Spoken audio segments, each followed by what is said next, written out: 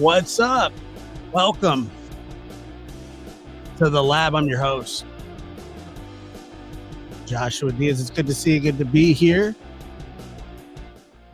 And if you would, hit that like button on the way in. Very much appreciated. And got a great show for you tonight. As you can tell by the title, we have one of my favorites in the house, and I'll introduce you to him right after this.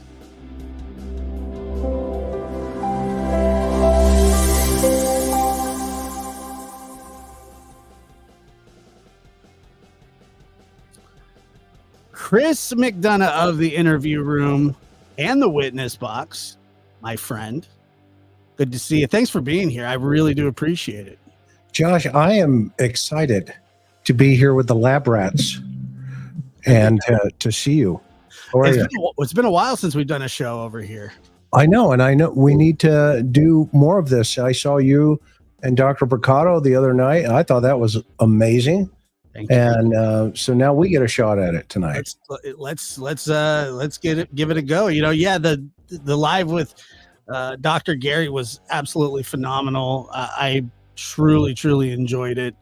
And he's a great conversationalist, a great human, and with a lot of empathy and understanding of the human psyche. It's funny because he does specialize in some really dark subjects that a lot of people either can't handle, don't want to handle, and thank God there are people like him that are able to study that stuff. But there's also a really light side to Dr. Gary, a very kind-hearted, well-spoken human. And he is also a part of the Witness Box. If you have not subscribed to the Witness Box, please do so. And you can do it on Spotify, Apple. There's a podcast tab on YouTube as well. Subscribe, and we'll be pumping out weekly. We were a little behind. I got a little sick, and I think Gary had the COVID, and so we kind of stumbling a little bit, but I think that we're going to be back on track here very, very soon. But Chris, you doing good? You look good. As you know, when I was born, they slapped my mother. Yeah, I heard. And, as Rodney Dangerfield used to say, they tied a bone around my neck so the dog would play with me. Yeah. And I'm doing it. Buddy is doing great. In fact, he's right over here to my left. He'll probably make an appearance behind me. Can't wait. But, he still has his heart issue, but believe it or not, we're 2.5 years into that, and he's still on medication. And he marks everything when we take him out. I mean, literally. But that medication has worked wonders. And you know what else has worked wonders? We changed his food a while ago to shameless plug for Dr. Marty's food. It is amazing stuff. And Karen and I both believe that food has played a role in keeping our little guy alive. Because once he got onto that off of the other stuff, you could really sense, he wasn't as bloated as much, etc. And I think it's extended his life here. Yeah. So, and his energy's great, isn't it still? Oh yeah. He's a nut job. Yeah. He still plays, but he runs out of gas a lot faster than he used to. Right. Well, I remember when you got that news. I mean, it was devastating, and none of us knew. Yeah, none of us knew what was going to happen. It was like they wanted to put him down. I remember, and you were like, "That's not going to happen," and we're going to go see somebody else. Yep. We were in Albuquerque, and they said, "Sorry, he's gone. He's too far gone." And so Karen and I looked at each other, and we took him to a great doctor in Boise, Idaho, because we were headed that way. Yeah. And that was almost just under 3 years. I mean, it's amazing that he's doing as well as he has, and I'm sure you guys keep a special eye on him. You know, both of my dogs just had kennel cough, both of them. Oh, boo. Yeah, never had that happen before. You know, and I got to say, and they're both vaccinated for it and everything, but they say there's so many different strains. But I'm pretty sure that I caught it too. Really? And I even asked the vet, because I got a cold, and I said, "Can I get kennel cough?" I'm not even kidding, dude. I'm not kidding. It's Okay. Yeah. Okay. Do you want me to come over and walk you? I'm telling you, man, you can get a cold from a dog. Oh yeah. Yeah. I mean, so I'm sure you can. I don't know, but I looked it up and everything. I'm telling you, I was just like, after everything, you know, but somebody said they gave their cat COVID. oh wow. Well, I know that COVID you could give to our pets for sure. Black cat, no doubt about that. And I remember when that first stuff kicked off. Hang on, I got a little. Yeah, they got a little kennel cough. Yeah. Let me get a corn dog here for a second. I'll be right back. Hang on. I'm not even. I know it sounds so ridiculous, right? Oh, but does it? It does. But I'm telling you, so Macho's coughing, right? And then I get a sore throat around the same time as him, and then we all start coughing, and then Otis starts coughing. We all had kennel cough. Okay. Well, hopefully you're okay. I'm fine. And don't want to give it to your grandma, who we love. Yeah. Sometimes she misses all that stuff. Hey, I got to tell you something real fast. So Karen and I were down in the valley recently and over in Phoenix. You know, they have a whole corn dog store down there. No, I didn't. I mean, you can get jalapeno corn dogs. You can get any kind of corn dog you want on a stick. So, really? Yes, next time we head down there in that way, I'm going to walk into that store and I'm going to put you on a live. Can't wait. Not literally, but I will go. We'll do a Zoom or something, and you've got to see this menu. Is that all they do? That's all they do. AI.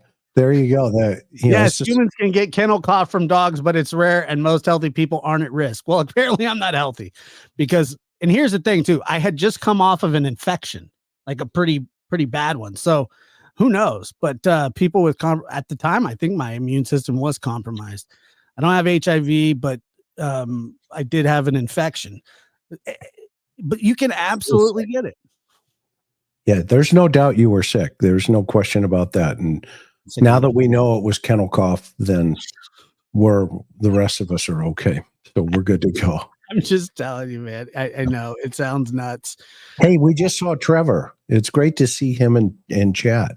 Always. I was going to bring that up. Let's see here. All 4 of our dogs eat Dr. Marty's. They get so excited every day when I open the bag. One of ours. Isn't that stuff great? I mean, shameless plug for Dr. Marty's, but that food is fantastic. Fantastic. Tell them we're giving them a shout out. Shout out to them. For Bud. Trevor, to be here. My man. Love him. He's a good man. He certainly is. And then Brat became a YouTube member. I appreciate that very much. And Karen Baz. Good to see you.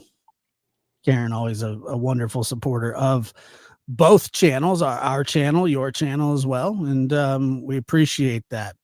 Chris, we're going to talk a little bit tonight. We're going to talk about the Sebastian Rogers case because, I mean, it is a case that baffles me. It baffles investigators. It baffles people that pay attention to the case. How there can be so much around a case with so little is also baffling. And I want to tap into your expertise because you've been called to many situations where a child goes missing.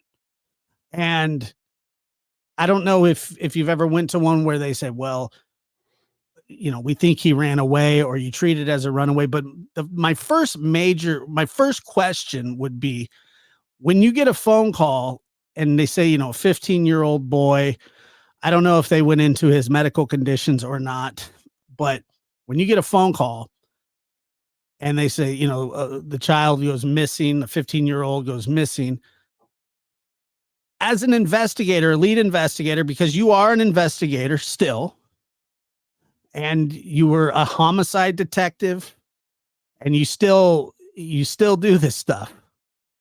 Do you go into it thinking that, this is a runaway, or do you treat it as a crime scene immediately?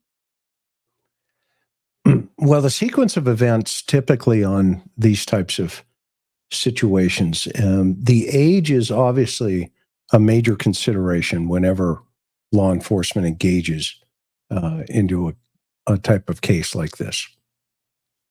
So the first responding officer's responsibility, meaning the first guy that gets the radio call, that individual is responsible to do a pretty rapid assessment in relationship to, is this a parental abduction? Because missing kids, the majority of missing kids are parental problems.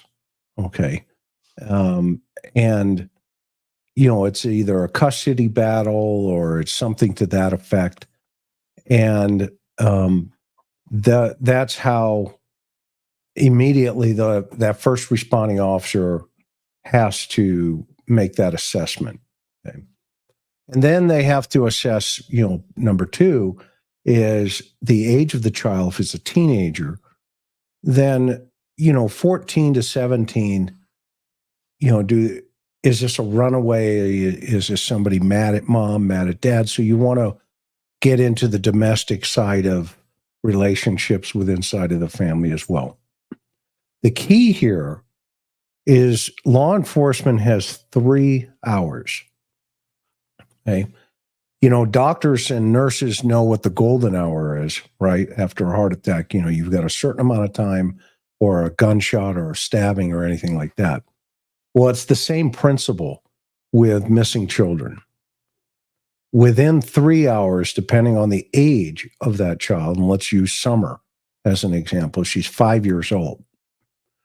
Within 3 hours, that child statistically has been shown, if it was a stranger abduction, that their life would have been taken already. And Maddie Soto is a good example of that. Okay. So you'll hear in Maddie Soto's body camera with the responding officers who are meeting the parents, the mom and the boyfriend at the insurance office. They go out and they have their own conversation. They're like, why wasn't this a priority one? Why'd they hold it for so long? Because that responding officer knows what his or her responsibility is. And that is to set into motion, either shut the scene down or let's get some interviews moving. Okay. So I'll take it to that point right now. And, do you have any questions on that?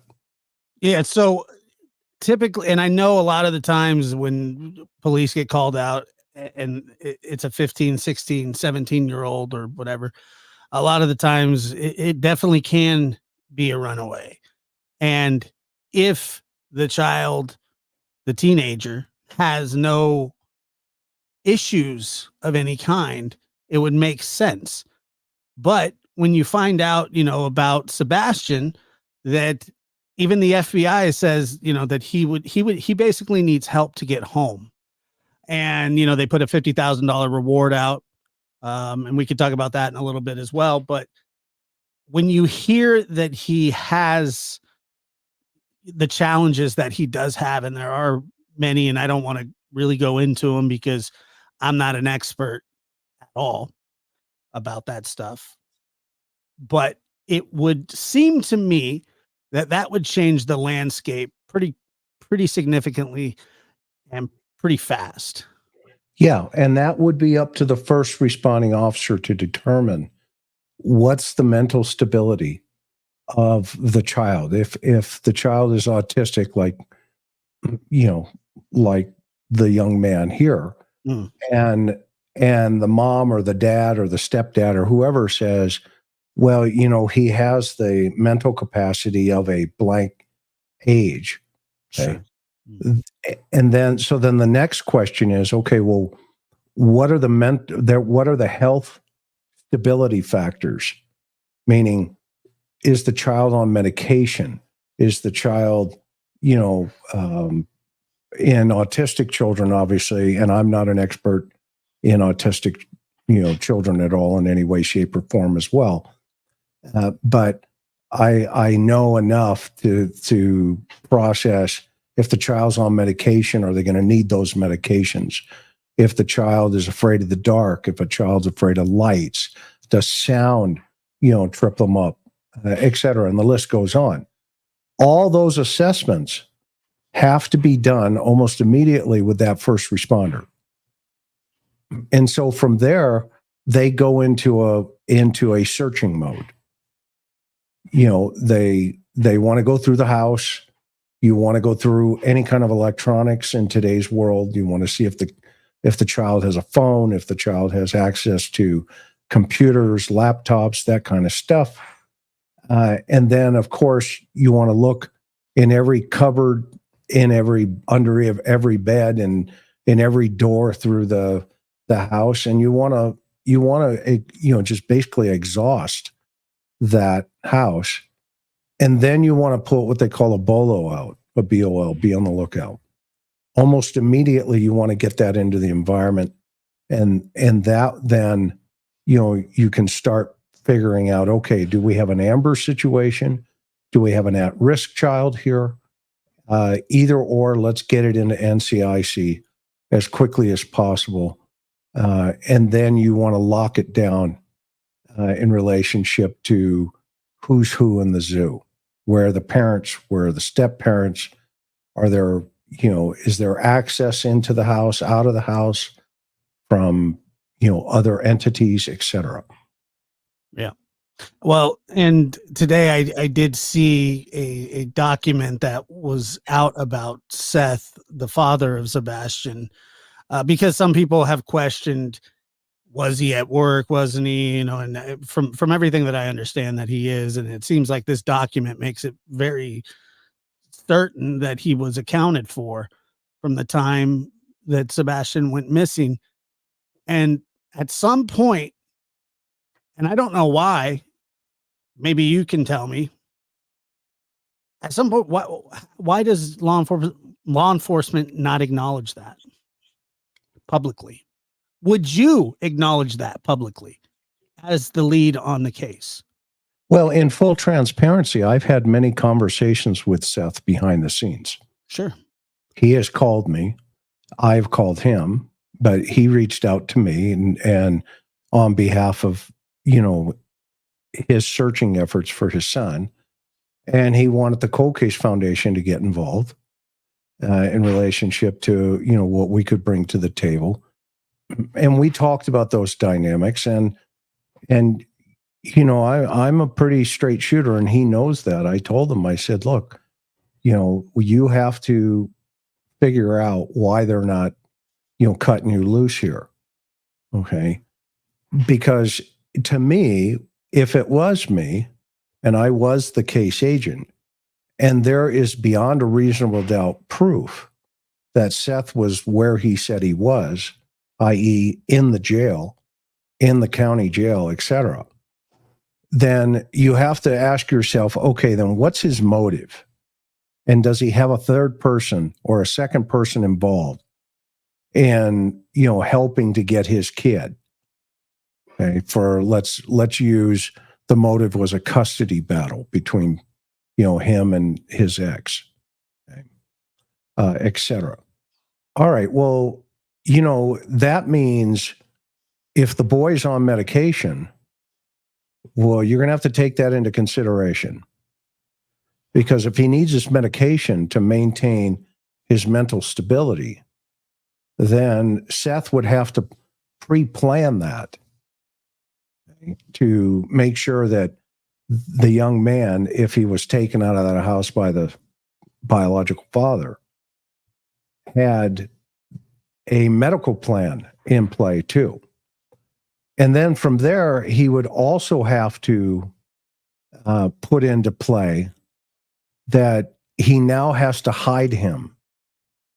And he has to hide him from TBI, YouTube, the national media, the FBI, okay, and still show that he was at work that night in a law enforcement facility.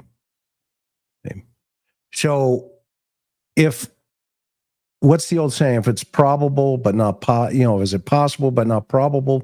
That's one of these situations where you go, okay, then what's the value proposition of coming out as the case agent in the sheriff's department and saying, you know what, let's just tell the public he's not a primary focus. Either way, you win from a law enforcement perspective. Because what you're doing is you may be freeing up resources to do other things. Okay. So to answer your question, I know that was a long answer to get to the thought process. If there is proof that he was at the jail, yes, cut him loose at this point. Cut him loose and let him search for his son.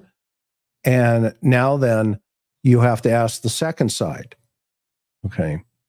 And the second side is, well, who was the last person to see the boy? Who was the last person with Sebastian?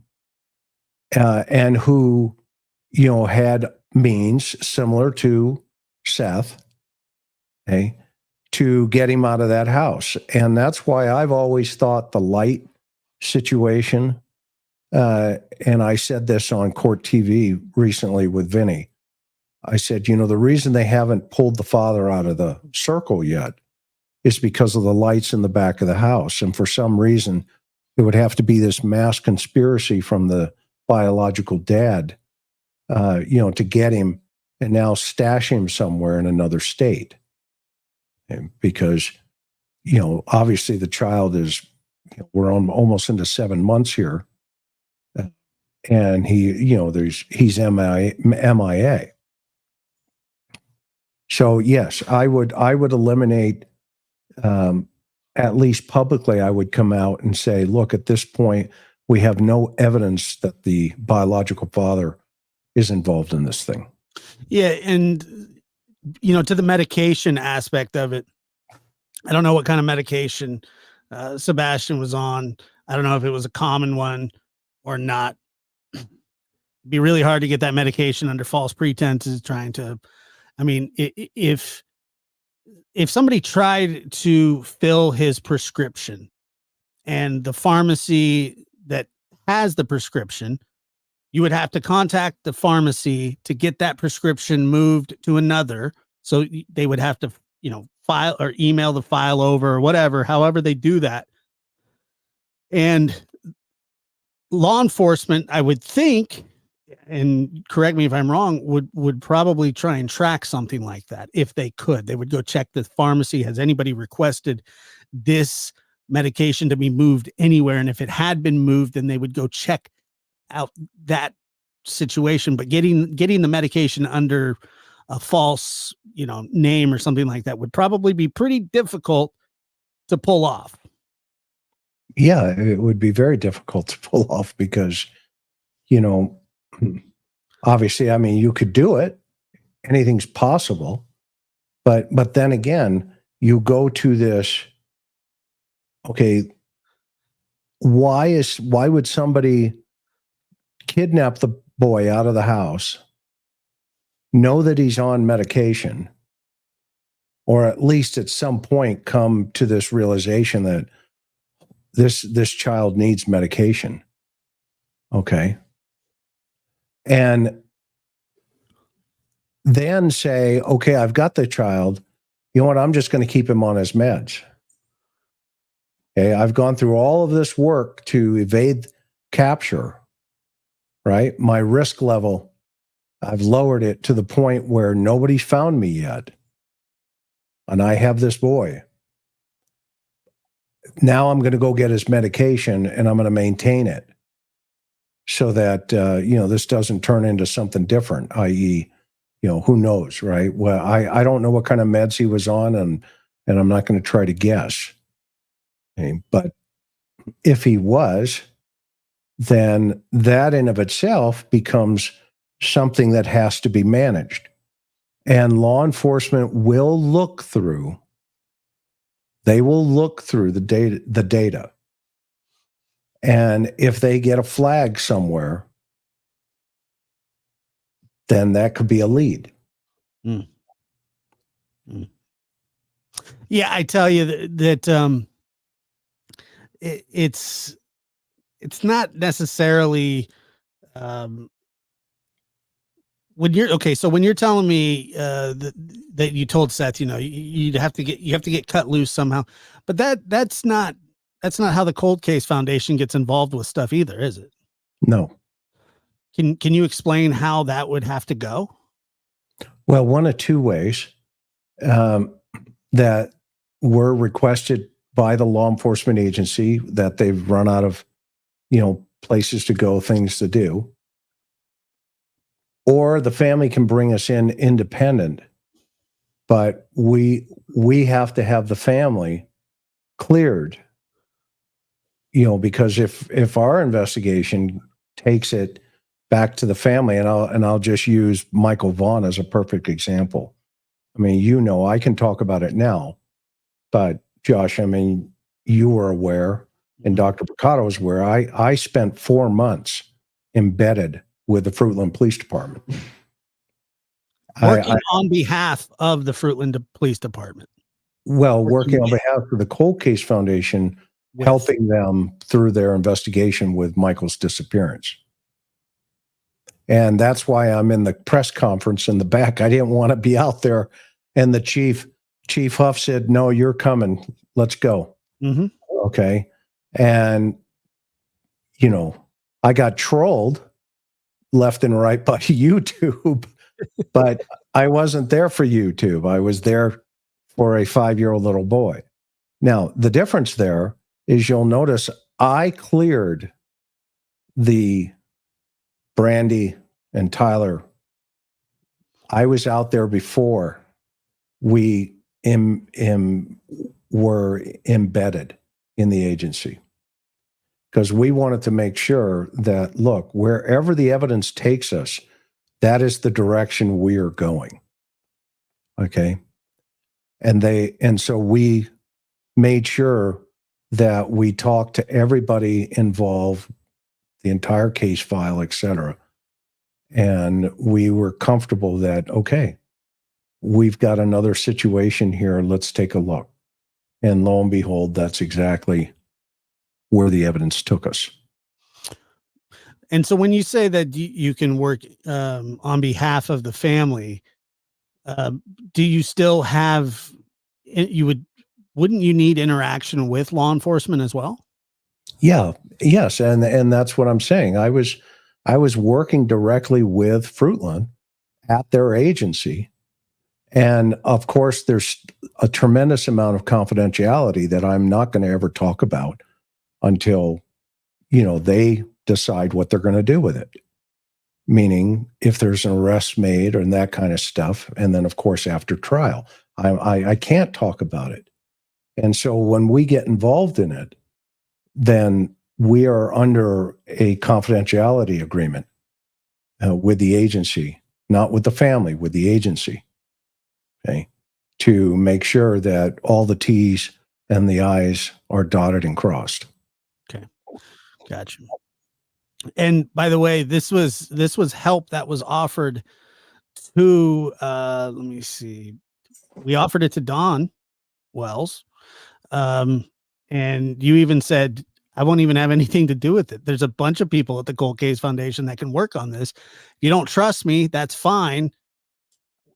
Other people can work on it. You remember that conversation? Yeah, sure. And look what happened with Don.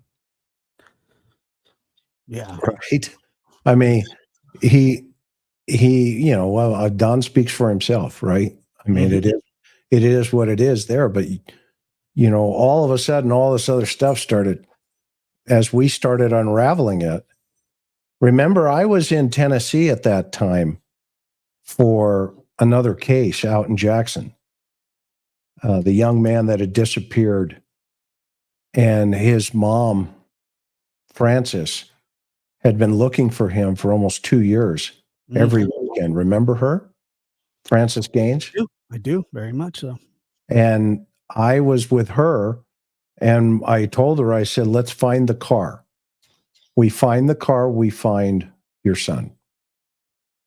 And lo and behold, 2 years later, we find the car. And it's in a lake, and his son's in, and her son's in it, but he had been murdered. Had a And bullet hole in his head. remember that? I do. And that now is, trial and all this other stuff. And the suspect ended up killing 2 more people, which a lot of the public doesn't know. So we connected some of those dots. And I met with the sergeant out there and their homicide team and, et cetera. So this is a situation where I said to Seth, Seth, we will help, but we need the agency to either A, request us, or B, they've got to come out and say that you're off the hook. And that's just the rules. Yeah, and the question here is, why is the Cold Case Foundation able to offer Don help but can't help with Sebastian unless cleared? It was Don needed to go ask and talk to the sheriff's department. Correct. Say, hey, can you call them in? And that is what it hinged on. It didn't hinge on it, but Don refused to do that as well. And right. They may have said, no, we don't want them. We spoke to the agency, and the sheriff was, we don't need you right now. We're still having leads here. Correct. So we stepped away. Yep. And, Don, and we said, well, Don, because he wanted to, Don was talking about hiring a private eye and stuff like that. And, we're like, well, you have to ask, the agency. Go ask the agency, because he was like, we need answers in this. I mean, he was, and he said, well, okay, then go ask. And the Cold Case Foundation is on standby if they get clear. If you guys, if the sheriff's office wants them involved, they'll get involved. Don never pushed for it. He said he didn't trust it.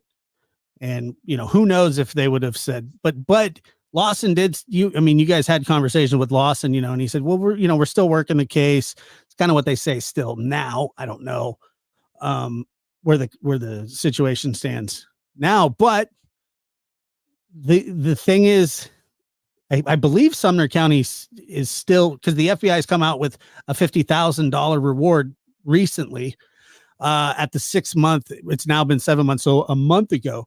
Here's the thing: is that the $50,000 at 6 months, is that to just shake the trees? Is that very rarely do those kinds of rewards work. I agree. I mean, do you know a case where $50,000 was ever paid out? No. That's just me. But, I can't think of anything. Yeah, one that you had worked. No.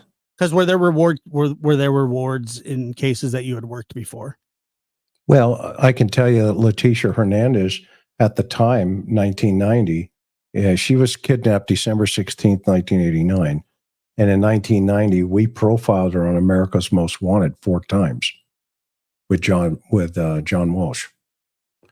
She was on Histories, Mysteries, and all this other stuff. And my assignment was to chase all of that. And it was tens of thousands of dollars, and nobody said. Is that where the McDonough file came from? That's exactly right. Is you were digging up rock piles? I think I have my cup behind me, actually. I love that cup. I don't know where it's at back there. Yeah. My wall of shame. It's back. Oh, there it is. Here, let me go get it. Okay. Yeah. Can I get it? Of course. Hang on. I was just talking to somebody about this last night on another caper.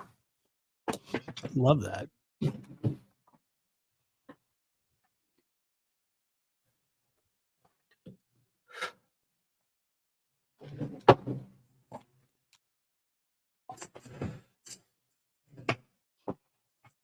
And Seth says right here, I have asked Sumner County Sheriff's Office and gave them all the information to Sumner County's office to be able to reach Chris as well. And he said that they're just waiting for them to reach out to you. So Seth goes the route of asking law enforcement to get involved, something Don didn't ask to do. Not that it would have been approved. We don't know one way or the other. But Seth has reached out. That's correct. And so there you go. And it's really up to Sumner County now. Yeah, here's the cupmcrock pile. So there's a big historical story behind this, but it's too lengthy to completely go into. But the bottom line was there is a psychic community in San Diego County called Harmony Grove. And that's where Donna Seraphin is. Mm-hmm. She's part of that organization down there. But it was run back in the day by a woman by the name of Rosemarie Kerr. Rosemarie and I, on a murder case, a couple of them, drove around, and she had the vibe that things would be under rocks in certain places. And so we got bulldozers, we got all kinds of stuff, dug it all up. Unfortunately, we didn't find anything. And when I came back to the office a couple days later, I had McRock Pile, because my last name is McDonough. Yeah. Sitting on my desk, the cup runneth over. And they were like, I've had some pretty crazy stuff in my career. Yeah. I sank a car one time. We talked about that the other day. I laughed so hard. The USS 302 is what they called it. That's another show. So we'll talk about that one later. But literally, the water was coming into the patrol car. The funniest part was I asked, I go, did you ever crash a car on duty? And you go, I sank one. Oh, yeah. I was like, that's way different. That's worse than crashing. Oh yeah. It was a good time had by all.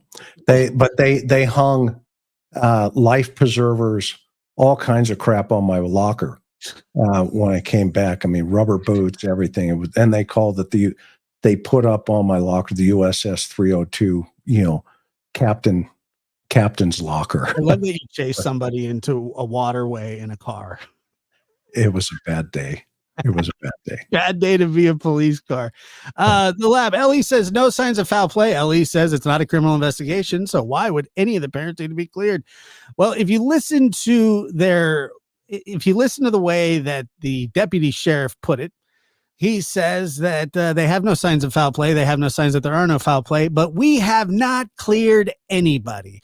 So you're going to have to take that up with the deputy, because if you ask me, it's a bit of double talk.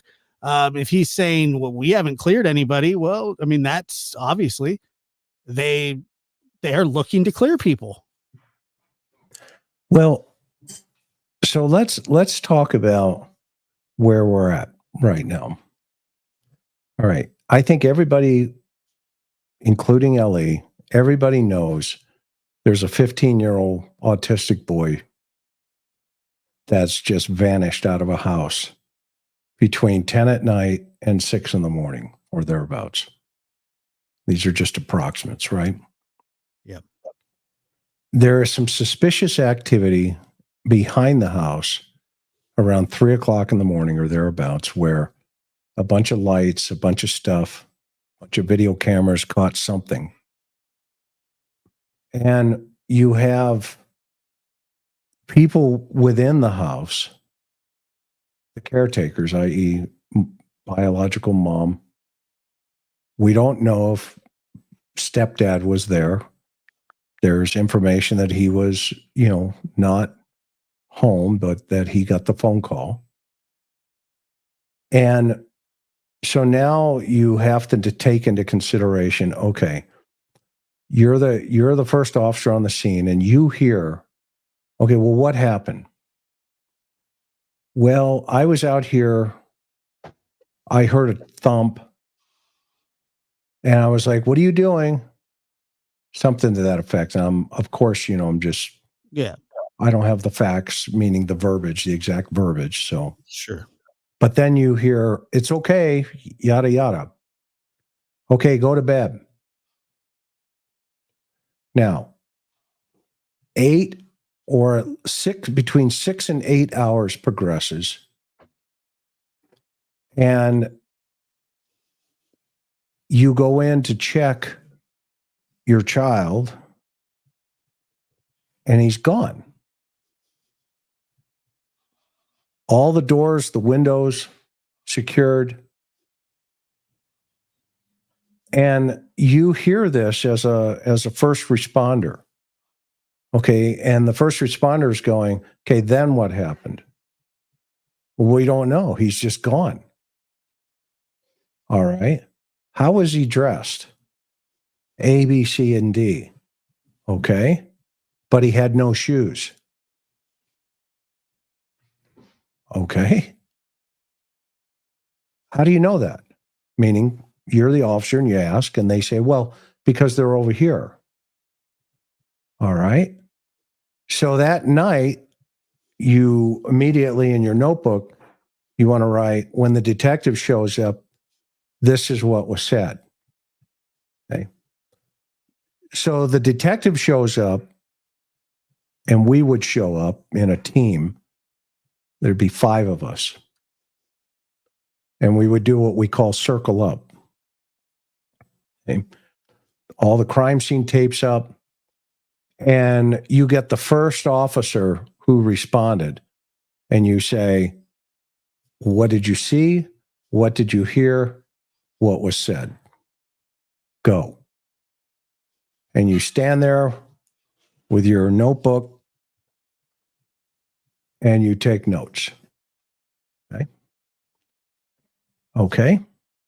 What stuck out? What didn't sound right? DLR. Okay. What doesn't look right? Okay. And what was your impression? Well, I thought it was weird that the child's not wearing any shoes. Really? Okay. Why? And you want to ask those kind of why moments to that first responder. And then from there, you go into phase 2 with, okay, well, what do we got going in terms of search and rescue? What's happening? And then you make assignments. And your supervisor is typically a sergeant or a lieutenant. Your sergeant is running your team. And your lieutenant is logistics. His or her job is to get more people, more coffee, more resources. Get everything quickly and get it all moving. And then from there, as the agencies are coming in, you have a command post established. And if your agency is big enough, which I know they have a bus, you park that bus, and now you can bring in your dispatch. You can bring in your comms, which is going to direct what everybody's doing. And then you have a board. You put it up on the wall and you say, okay, we have these agencies coming in with these amount of people. Okay. And you write their agencies down and you write how many people they got down. Then you take a giant map and you say, okay, Silver Springs or whatever, hypothetical, you've got this geographic sector. How many people do you have? Blah, blah, blah. Okay, here's the briefing. And by this time, you've put it all on a piece of paper. Okay. By this time, because you have support staff doing this, okay, with a picture, if you have it, because that's one of the things you want to get right away, with habit patterns, if you know them, height, weight, clothing, were any vehicles seen? Is there a possibility of a vehicle seen? And in this case, they put an Amber Alert out because probably the lights behind the house at 3:00 in the morning raised the hairs up on everybody's neck. Yeah. Right. And that's why the Amber Alert's out. Right. So now you have a word salad. What do we tell the public? Well, you hold your first press conference and you tell them, this is what we're doing. This is who's involved. This is the area we've searched. And these are the results we're expecting. You have not released the parents, i.e., you haven't cleared them. You haven't done anything with them at this point. Okay. None of that stuff is going on at that point. It is purely, let's find the boy. And now the case agent starts focusing on the house, because that's when you go through, which everybody knows by this point, you should know, the victim risk continuum, right? You got that L, that big L, high, medium, low, environment, situation, circumstance. And if everything starts going over here on the low column, okay, then there's a high probability that the offender knows the victim. Let's use Summer. 5-year-olds just don't disappear from the basement. 15-year-olds just don't disappear from the interior of a house after a thud. I mean, you would think a thud would be the reverse. Somebody got hurt. Mm-hmm. Okay. Right? And if the authorities came out and said, well, those were trash trucks back there.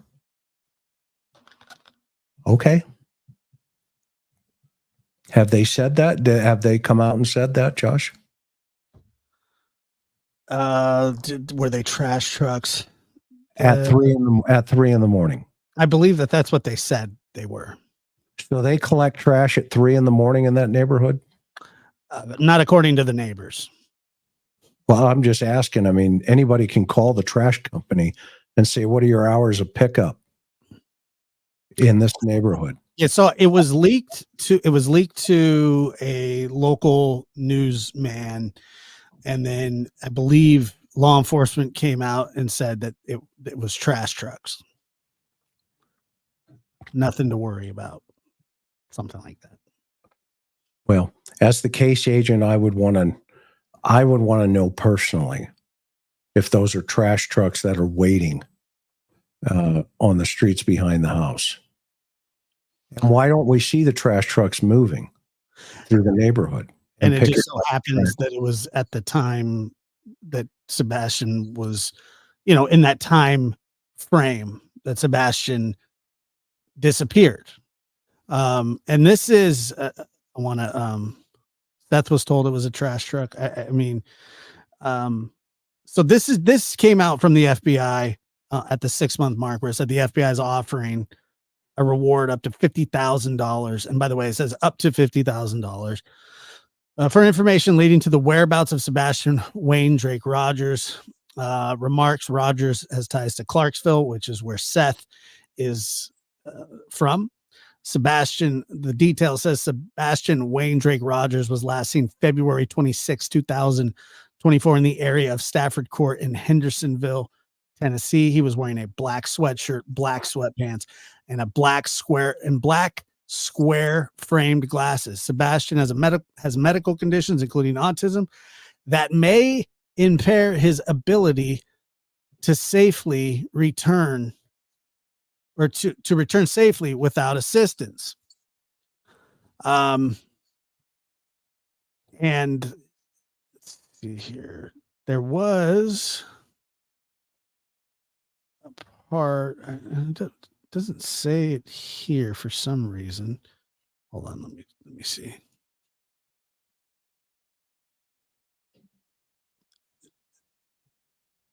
Here, let me show you this here.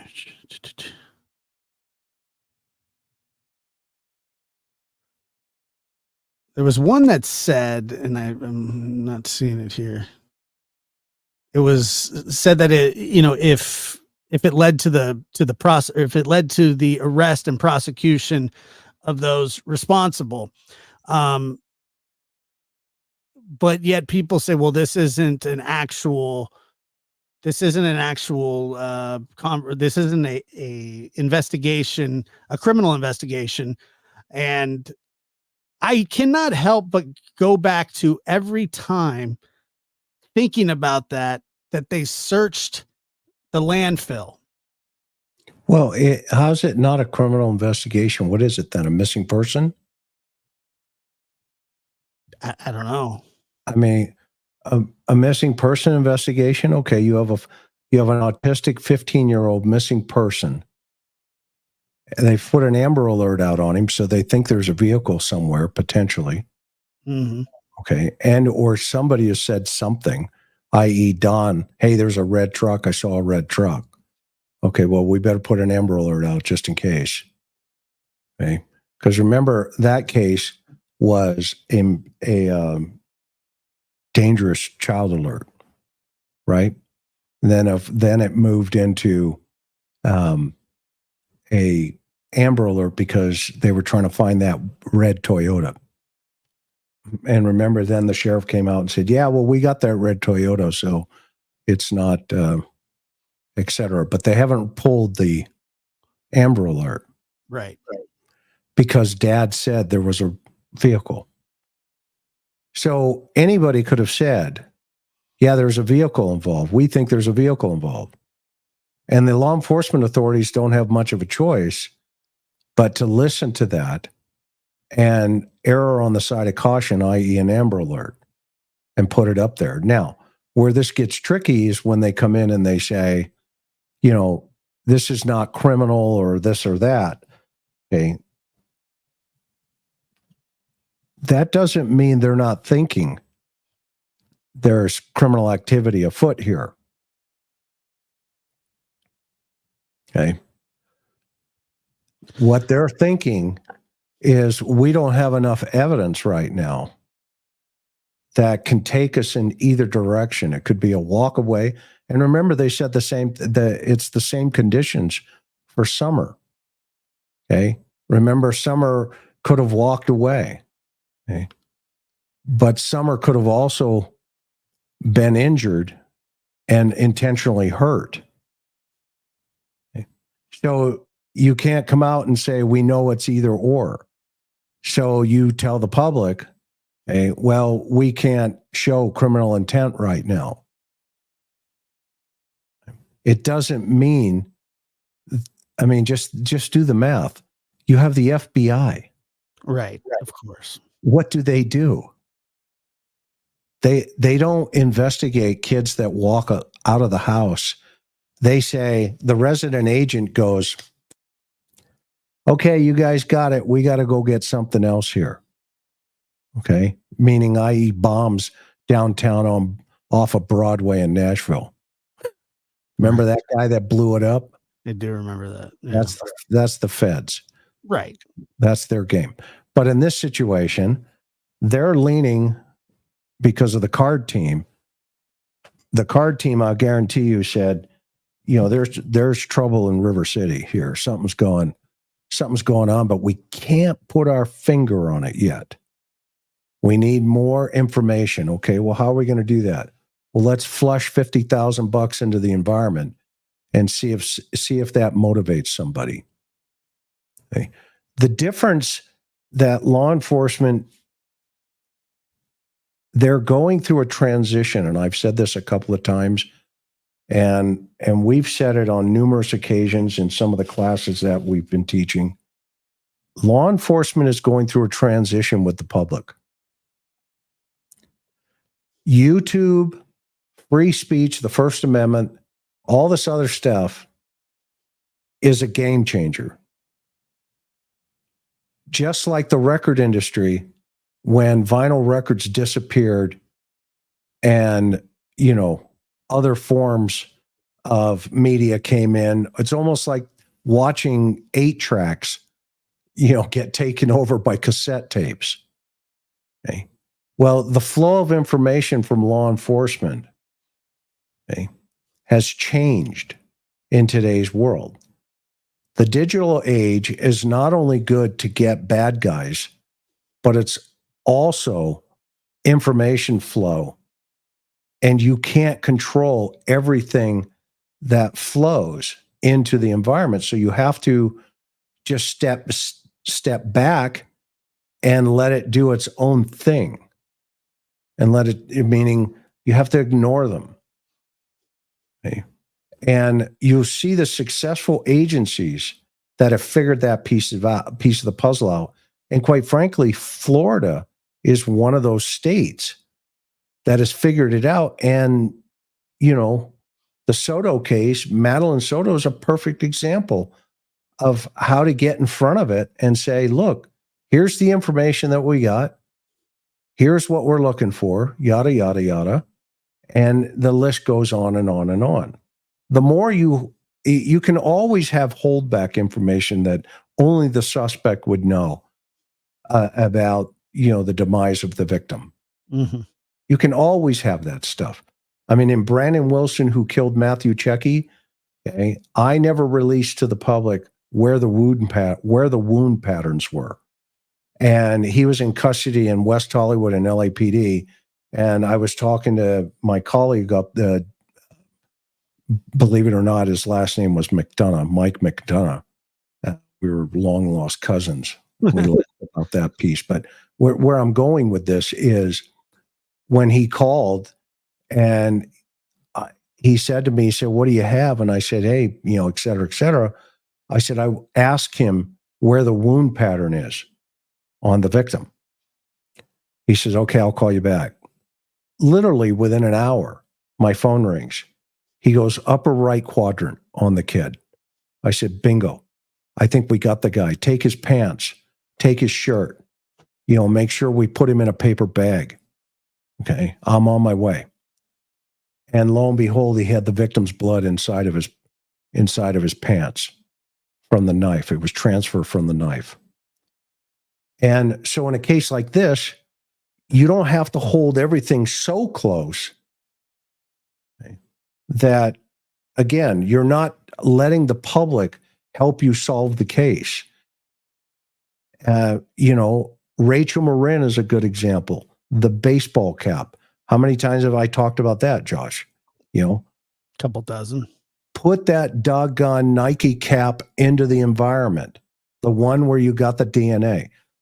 They arrested the guy wearing the freaking Nike cap. Yeah, didn't they use that cap eventually for a description, like a sketch as well?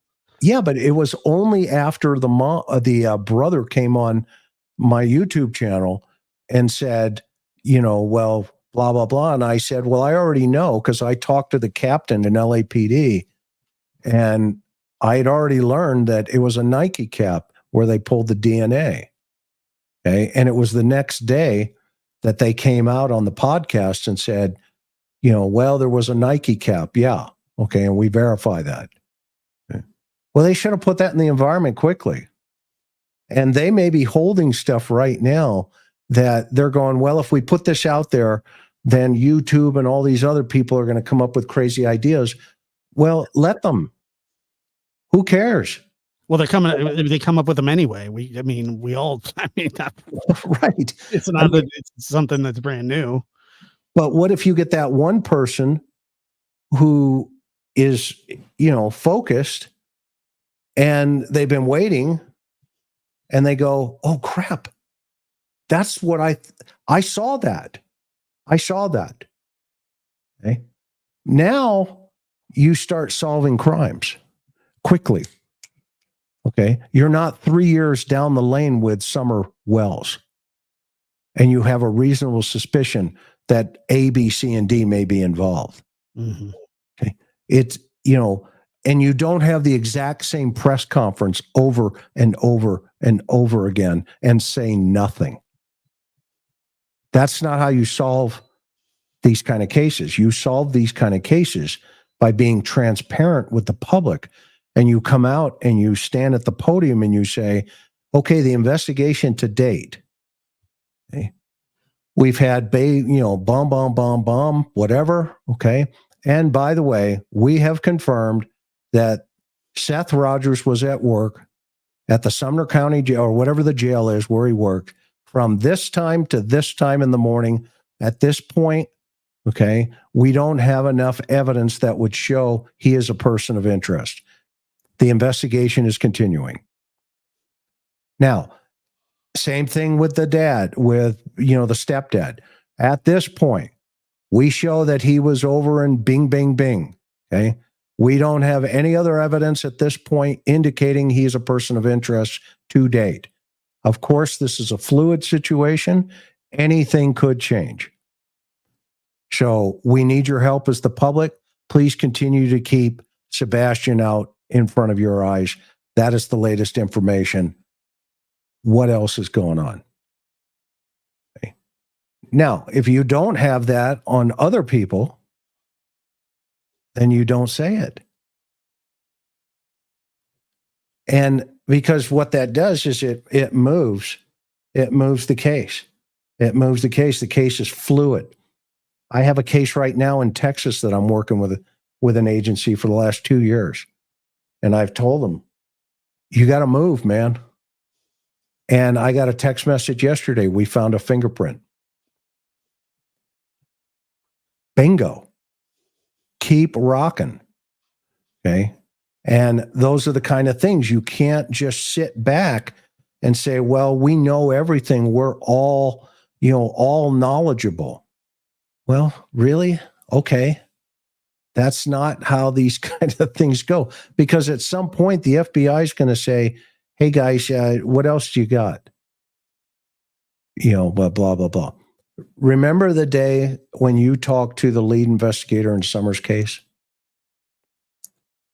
Do you remember calling him? And didn't you have a conversation with him? Yeah. Okay. Remember he was on the news and he says, yeah, I come in, I look through the Summer file, and then what does he do, Josh? Then he checks his voicemail and then moves on to other cases. That case is cold. Ice cold. I would think so. But there's a facade that it's cooking. Okay. No, it's not. It's not. I mean, the feds left. They left.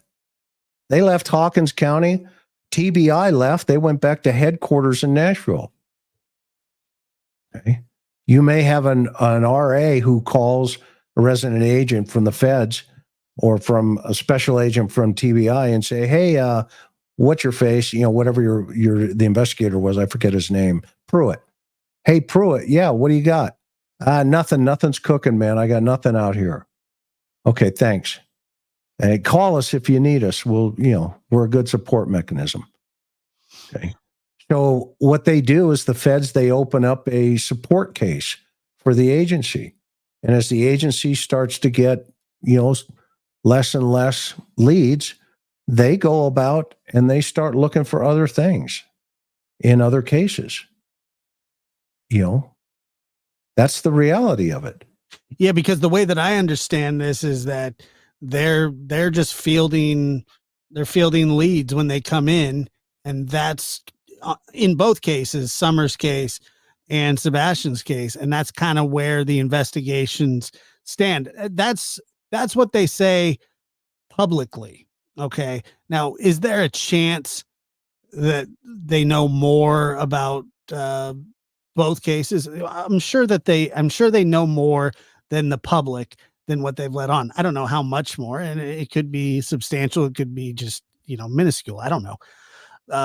But it does seem like the way that they're going about this. And the question that's on the screen, do you believe it's a criminal case, Chris or Josh? Personally, from my perspective, I do believe that it is criminal. I don't think you check a landfill on a whim. I mean, you would think that there would have to be some sort of malfeasance going on to get a warrant to search a landfill, which they weren't there for very long. But, and there's all this speculation. Well, were they looking for Sebastian? Were they looking for evidence? The answer is all the above. They're looking for whatever doesn't matter. They're just looking for evidence. Okay. Whether that be Sebastian, whether that be, discarded items or whatever. So my thought is yes, it is a criminal investigation, but they just don't know who maybe the criminal is. Well, if it's not a criminal investigation, what is it? Well, this says missing person at the top for an FBI flyer. Isn't that an investigation? Yes. Yeah, of course. So it's semantics. Well, it's semantics in the same way where they said, that we don't have any evidence that anybody was involved, that the parents are cooperating, so on and so on, and then go on to say, but we haven't cleared anybody. And I mean, that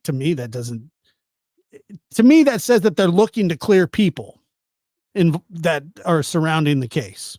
Look, the only other option is he walked out of that house on his own free will. That's it. Yeah, because if he was lured out even by a stranger, it's still a criminal investigation. Correct. And I'm not saying that couldn't have happened. I'm not discounting. Yeah, we don't know. We don't know. I mean, it is completely possible. But, so if there's no foul play, then what is it? Yeah, I mean, right? I mean, if there's no foul play, then why do you need the TBI? Why do you need FBI? And why do you need the sheriff's department? I mean, that's a lot of resources for a criminal investigation. Well, or no foul play. Or no foul play. Why don't they just close the case and walk away? There's no foul play. Let's just go down. Let's play that game. Mm-hmm. I'm the cops. I come out. Okay, guys, no foul play to the public. Have a good night. We just had a shooting over here, so see you later. No foul play with Sebastian. None. Zero. We're out of here. Yeah, I like I said, I just don't. Does it make sense? No, it doesn't make any sense. I mean, it not being a criminal investigation doesn't make any sense. I understand that they may not have quote unquote suspects, persons of interest, whatever you want to call them. I can understand them being agnostic about it with no evidence that points to anybody. But, like you said, the only other option would be him running away barefoot and in the middle of the night, but they don't even know how he got out of the house. There's no signs of forced entry. There's no signs of him leaving the house. There are people that think that he may not even have come back to the house that night. And that's just speculation. There's nothing to say that one way or the other. A lot of this is speculation, but there are people that believe that he never came home. I don't know. Right. And that would be called suspicious behavior. Yeah. So, we have to think of it like, okay, then if there's no foul play, but he had suspicious behavior, then what are your options? let's go down he was lured out of the house, number one. Okay. If they believe that he was lured out of the house, then the authorities would come up and say, we believe that Sebastian was lured out of the house. And here's the reasons why we believe that. We need to expand this search into this type of area because we have evidence that he was lured out of the house. You see where I'm going here? Mm-hmm. How simple this is? It's not rocket science. Okay. It's you come in and you say, you tell the public what you believe and the direction your investigation is taking you. And then you can always step back and you can always say, at this point, we are searching 2 landfills because we have an indication that there may be evidence at these landfills. Look what they did in Maddie Soto's case. They went to the trash area and they found her backpack. Mm-hmm. Yeah, they sure did. They didn't tell the public they found her backpack and the tire and all this other stuff. Okay. But I'll guarantee you, if they were asked, why are you searching the landfill? Because they would have responded, Florida would have responded, because at this point, we believe there's evidence at that landfill, and we're not going to reveal that evidence at this point. Next question, please. Yeah, and which is fair enough. Obviously, I mean, they have to protect the integrity of the investigation, and I'm all for that. But and look at the what is the Audrey Cunningham, Audrey Cunningham, Mm-hmm. That sheriff that was leading that search. Yeah, great. He did an excellent job, and there were some things when he was asked, he says, look, we're not going to answer those questions because we want to keep the integrity of the investigation. That's something that we need to keep on our side. But I mean, they did let out quite a bit of information, and they nabbed this guy pretty fast. They said, look, we got a person of interest here. We're looking for him. And I mean, they wrapped that one up rather fast, and I think a lot of that was because they wanted the public to help. And I'm not saying that in this case that they don't want the public to help, but it does kind of seem as though, after the first couple of days, they're like, well, like you kind of said, well, we don't see any indication of, foul play. But we'd also, those are the kind of word salad situations that can be bothersome in these cases when you say, well, we don't have any indication that there was foul play, but we don't have any indication that there wasn't. I mean, you might as well say you don't know what happened. We don't know. And that's the long and short of it, which is fine. But on this question here, Robin says, do you find the coincidental date he disappeared concerning? And can Sebastian's mother call you in? She was allegedly cleared and had custody. From what I know, from what I understand, that nobody has been cleared publicly. I do not believe that she was cleared. And I think what you're talking about, the date was maybe the filed for divorce somewhere around there. Not in this situation. I don't find that troubling. Well, how could they have cleared her? I mean, I don't think they did. I don't think they. Let's go down that line of thinking for a moment. How did they clear Seth, the stepdad, and the mom, biological? How do they clear them? Okay, you can go in and take a poly, and the polygrapher can say, I'm not sure. So, you know what?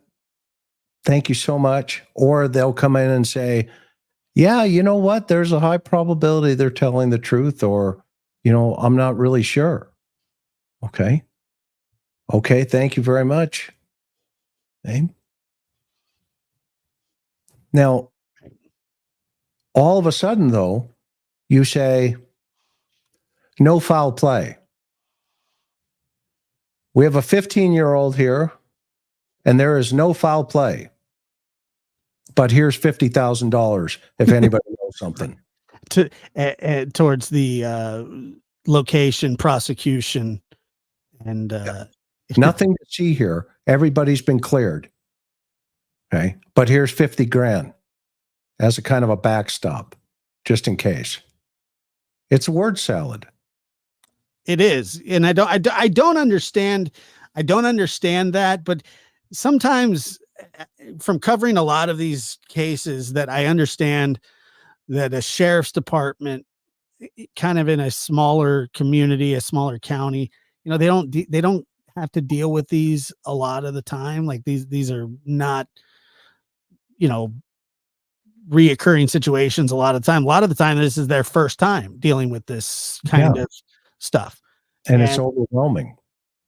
And that's why there are people, specialists, people that work for certain fund, not just the cold case fund. There's a lot of places, you know, that there are a lot of resources out there. And, you know, we're not just pushing this cold case foundation thing. We're just saying that people call in help all the time, from ex police officers to active, you know, profilers to whatever. You know, there's resources out there. There's people willing to help. Chris, I'm going to ask you this question knowing the answer to it, but I want this to be crystal clear, because I know that there's a lot of people that will watch this and they'll kind of go, you know, what does this guy know, or what do these guys know? How many death investigations, death, not homicide, death investigations, missing people or whatever, have you worked in your career? That you just give me a rough estimate. Like suicides, naturals, that kind of thing. Over 200. Here's my case log. This is my case log from my career, and I'm working currently 3 cases. Okay. This is my case log. Every one of these on this sheet, on this sheet, on this sheet, on this sheet, you see where it says 187 at the top right here? Those are homicides. Every one of these are homicides.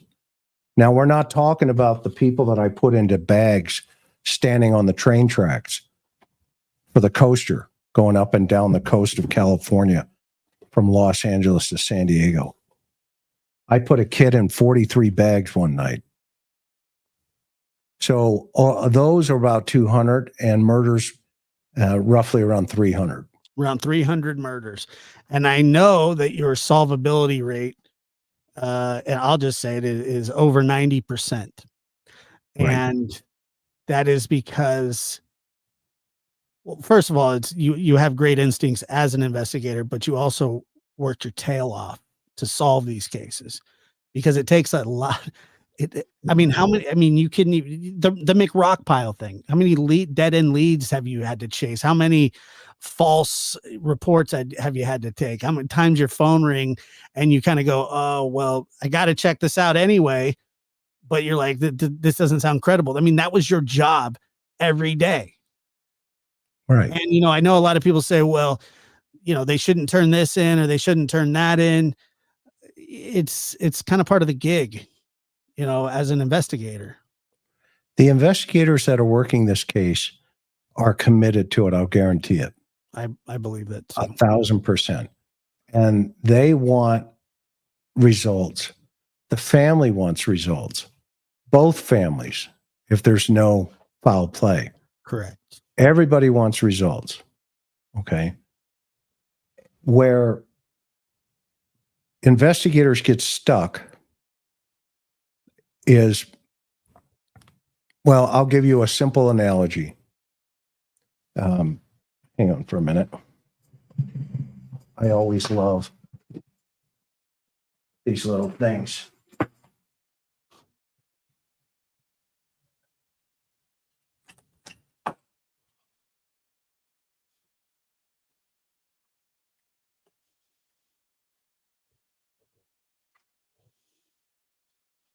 He's going to the McRock pile. I'm going into the I'm just kidding. this one here.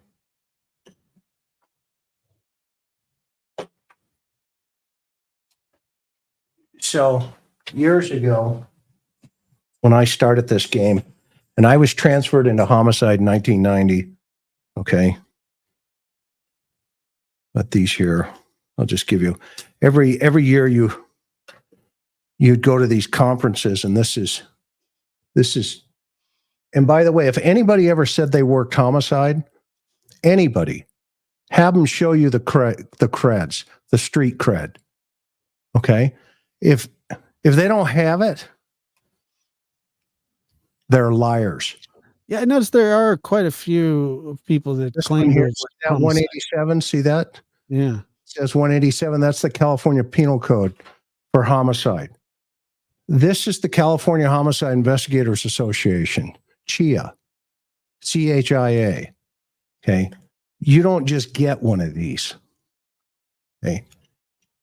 And so I was at a conference one time years ago, and there was a guy sitting off to the edge. This was 1990 or 91, if I remember correctly. I'm not getting any younger. And still sinking cars. I look over there, and this guy named Jigsaw John, LAPD, he spent 43 years in homicide. Now do the math on that. Do the math on that. 43 years in homicide. Okay. What are you going to teach this guy? What are you going to talk to this guy about? Right? So any ex-PD folks out there, you know that, you know, when you work these kind of problems, okay, that it took a long time to earn that respect and to get there. And you just can't say, you know, yeah, I'm that guy. Really? Show us the creds. Show us the creds. Because we hate stolen valor. We hate it. Okay. So I see this guy sitting over there, and I said to one of the guys that was there, I said, hey, is that Jigsaw? They called him Jigsaw John. And he's like, yeah, that's him. I said, holy crap. I'm going to go talk to him. Like, go ahead. He's a nice guy. Okay. So I go sit next to the guy. And this is just a couple of years before he's retiring. And he says to me, he says, hey, well, blah, blah, blah. And I said, hey, Jigsaw, you know, you're a legend, etc. And anybody can look him up. It's called Jigsaw John. And I said, sir, can I ask you a question? And he goes, yeah, kid, what do you want? And I said, what's your secret? And I'm paraphrasing. It's been so long, but the gist was there. He got it.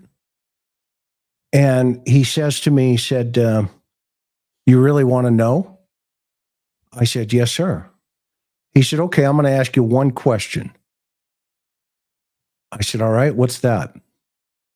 Are you teachable? And I was like, what was his answer? well, my answer was, yeah, I think so. And he goes, no, right. Go ahead. No, yeah, your answer was, yeah, I think so. right.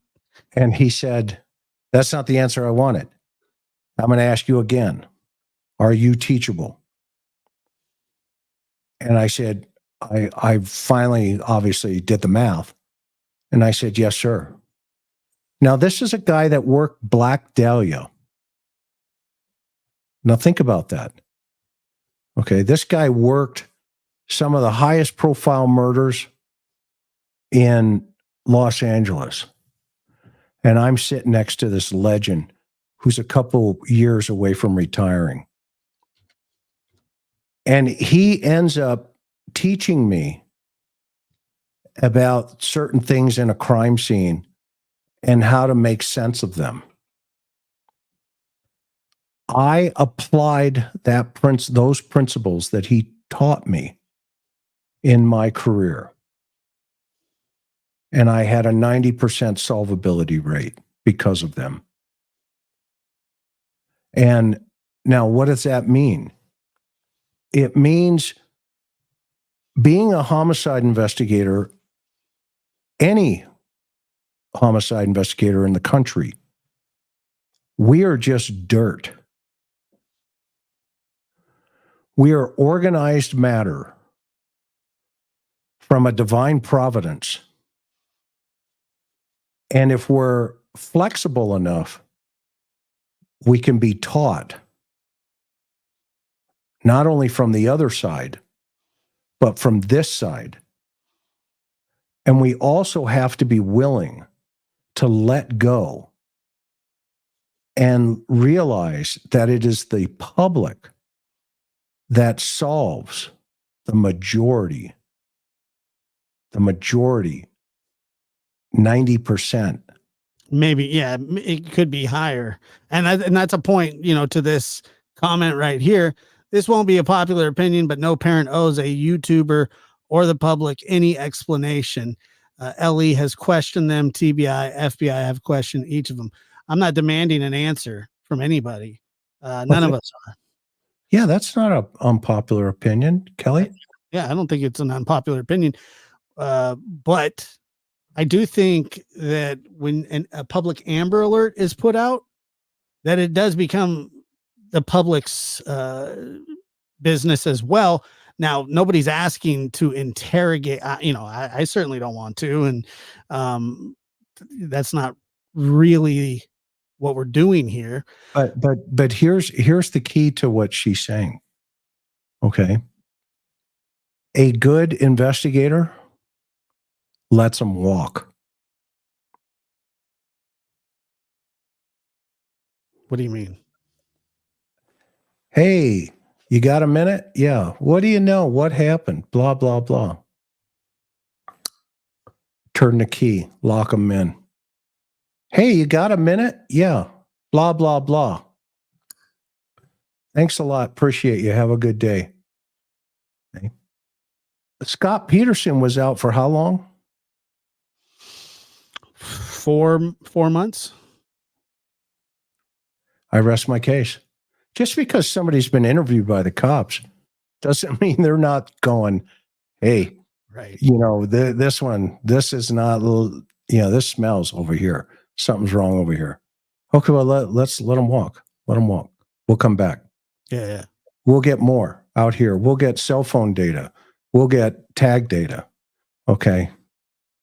You know what I mean? Oh, subs. Mm-hmm. Yeah. Thanks, Kelly. That's a great question, but you're 100% right. They do not, nobody owes anybody anything at all. And that is a very logical explanation. So, yeah. And a question that's going around the chat is that this right here is the FBI wanted, I guess the website, and they have Sebastian as most wanted. Mm-hmm. Can you explain that? Because I don't really understand it. Is it just that most wanted doesn't mean fugitive? It just means that they're looking for this child, correct? Right. They're putting a lot of energy into searching for this young man. Why wouldn't Summer or somebody like that end up on this list? Well, that's a great question. They probably had a clarity of focus and they weren't going to expend, you may have a flight situation here. You may have multiple states involved.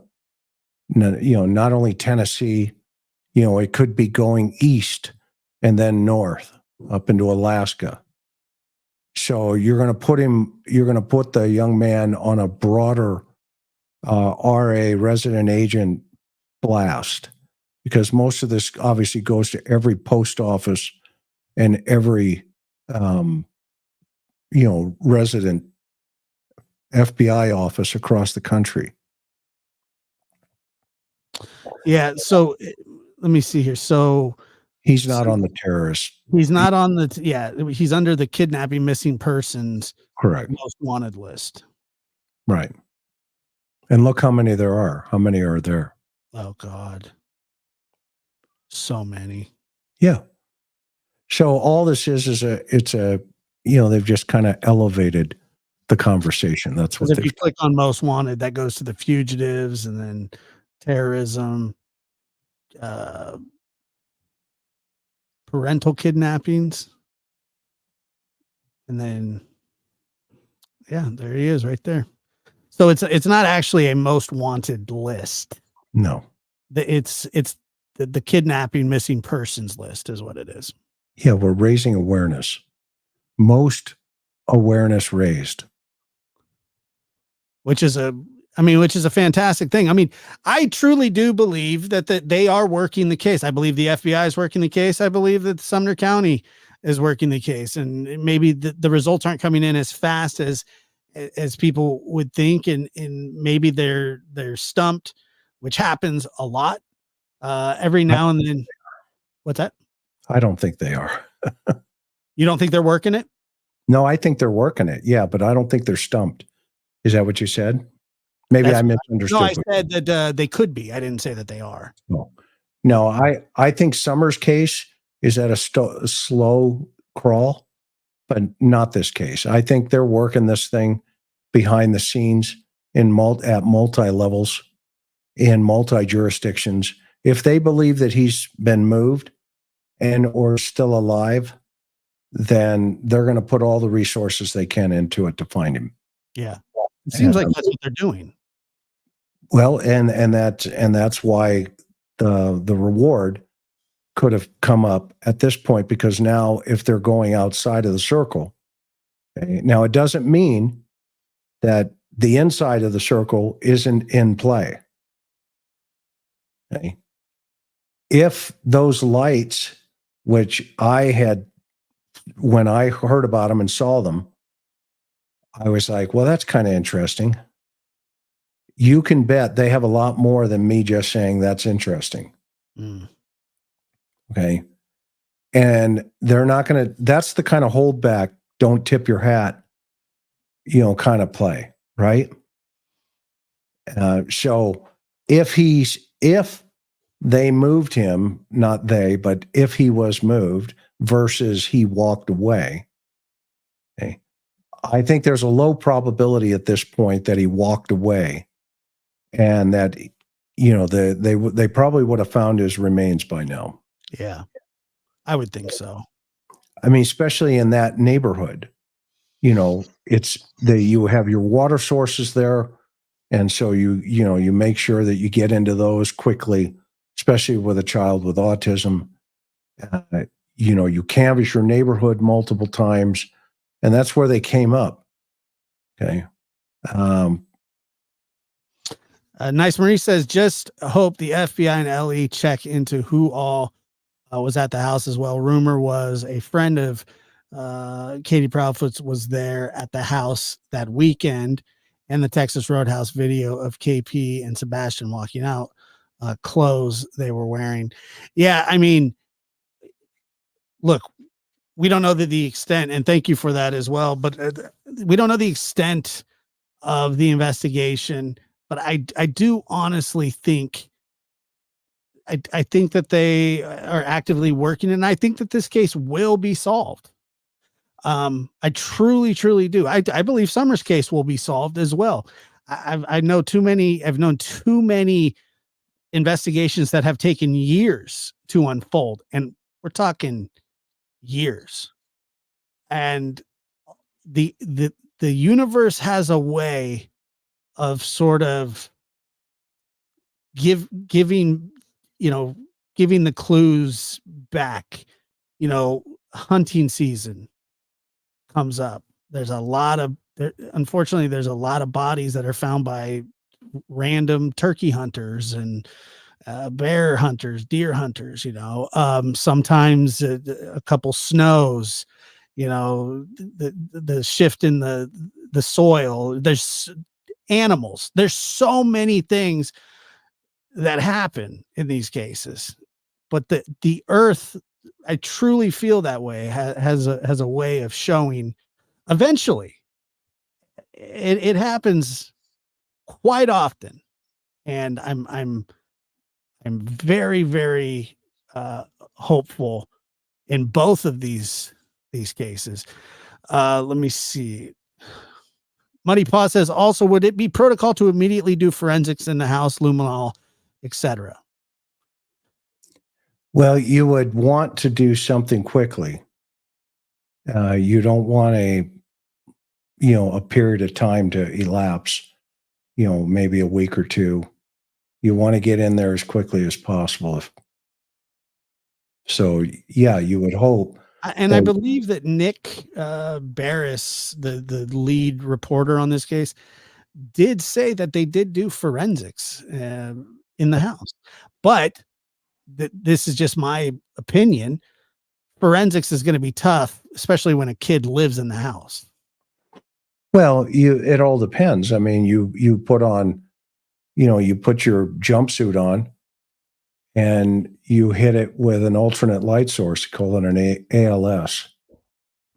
And, you black out all the rooms, and you hit it, you put these glasses on, and if something starts glowing, you hit it with luminol or you hit it with blue star and see if it, jumps out at you. Just remember the blankets and stuff in the Soto case in the cars. That could be animal blood, that could be human blood, it could be orange soda. The enzymes in soda even glow like that sometimes. But, that's when you can go to step, 2. You photograph it and then you send it to the lab and verify if it's human or not. And let that be what it is. But yes, you want to hit that as soon as possible. In my opinion, maybe Sebastian was lured outside by being told to take the pups outside. If the pups are chipped, maybe there's a clue there. I don't think that the chip really, I think the chip is when you take a dog into the vet and they scan it and it gives the owner, you'd need like an Apple AirTag or something like that to monitor the movements of the puppies or the 2 dogs. I think it's the 2 dogs that they have that are, by the way, yappers. The biggest yappers that were allegedly kenneled that night. And, Chris always says this, and I agree that dogs make the best witnesses. Just to hope if they could talk, and if dogs could talk, man, most crimes would probably be solved. There's always a dog involved. Well, think about the risk level of the suspect here. Okay. I mean, let's be honest.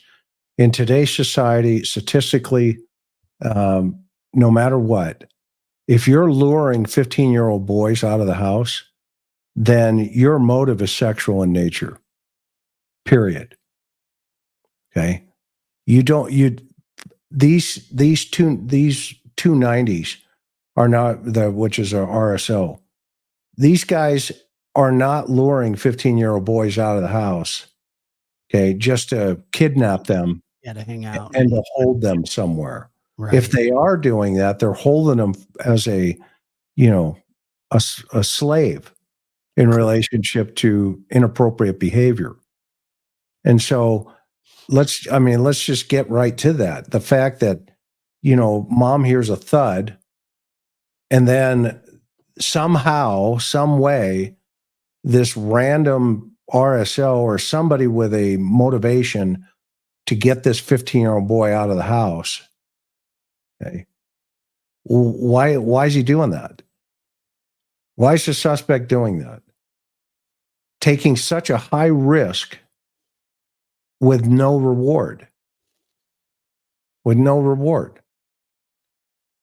So that's, part of the conversation that the cops are having, and they're going, well, we're not seeing any criminal thing here. Okay. What they're really saying is they don't have to tell us that right now. Right. Right. And they don't. No. They may have a whole geofence of data that the public has no idea exists. How long does stuff like that take to come back? I mean, could they still be waiting on that kind of stuff? No, they I haven't. didn't think so. They I didn't haven't. think so. Yeah, that's what I thought. That somebody challenged me on that the other day, and I was like, well, I figured that they would have that kind of stuff back. That it would probably be a priority since he's. I mean, this seems like a priority. He's on the FBI Do they have kidnap. a phone? Do they have Sebastian's phone? I believe they do. They had it that day. I believe so. Do they have the parents' phones? Yes, or they They did. had I it. don't know if they were given back or not. They had Yeah, it that night. just like they just dumped it. Yeah, we just dumped it. It's called a UFED, and it's a device. You know, when you go into your Verizon store and you port your number from AT&T to Verizon, you say, "I want to Yeah, keep all my contacts." right. They stick that into a UFED, Yeah, I did that not too long ago, actually. and it transfers all your data. Yeah, it didn't take very long. Okay. Well, the ones the cops have are on steroids. Yeah, I don't doubt that. You get Uh, cookies, you get everything. Go ahead. Rogue says, "Would you think if he was kidnapped by an outsider, he or she would be slashing searchers' tires, shooting, warning shots, threats, etc.?" So so you think possibly that the person would be trying to hinder the searches by No, doing it? I don't think so. I think that once you commit this crime, you're going to want to lay as low as possible. that's a great question, Ro. But yes, the answer It is is a great no, question. because one, again, the suspect is raising their risk into the environment, meaning they're exposing themselves further to law enforcement. Yeah. Okay. So let me see here. What about the 26th date on the wanted poster? Mom reported she saw him at 10 p.m. on 225. If that's not a mistake, they know something that we don't.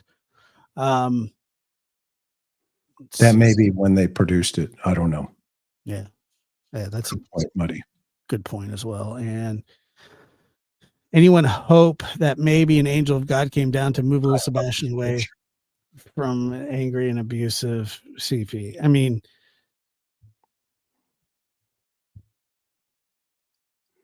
Anything's possible. The ex-wives will speak to that problem. yeah. Yeah. 30. Well, let's see here. Who killed Beth Ellen Vincent? 30-year-old case. Heating back up by doing investigation podcast. Our motto: the more you put out, the more you get back. All the new witnesses are now speaking after 30 years. Never give up hope. What a wonderful, wonderful thing. And I'm going to write that down because I am very curious about that. Thank you as well. Let me see here. We got a couple more.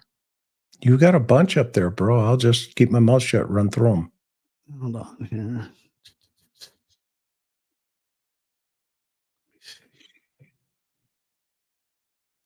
The press conference has always led me to believe there was a sighting sometime on the 26th, but that's just my opinion. Yeah, like I said, Chris, you have a saying that you kind of coined during the Summer Wells investigation, and you also in this case.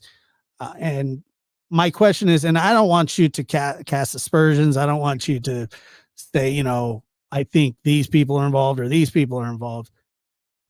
Are you still at the house with this one as well? Yes.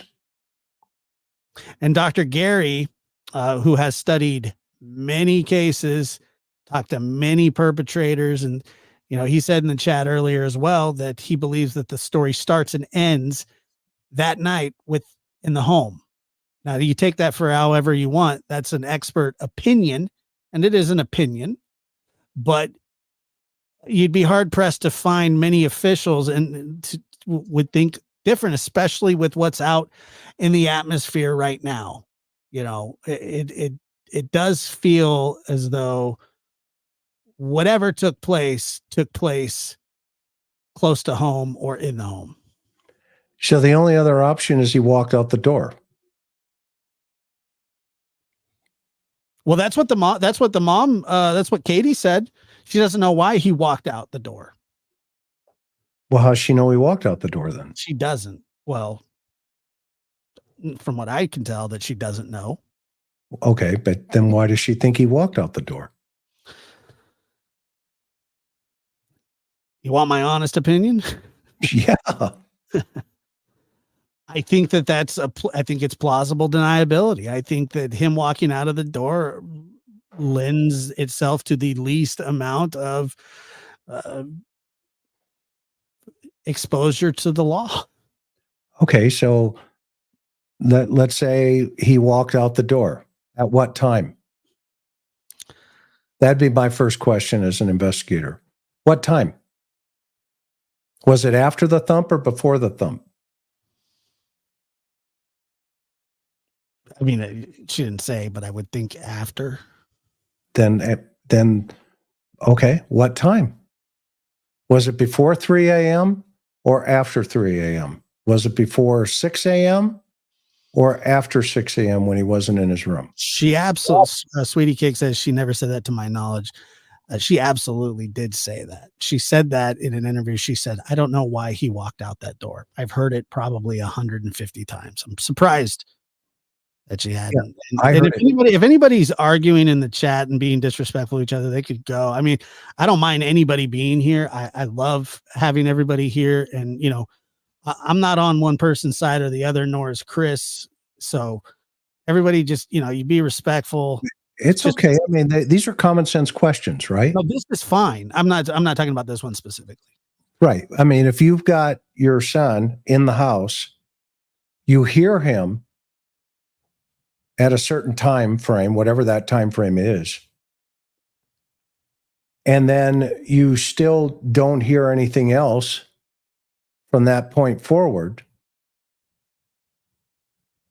Okay.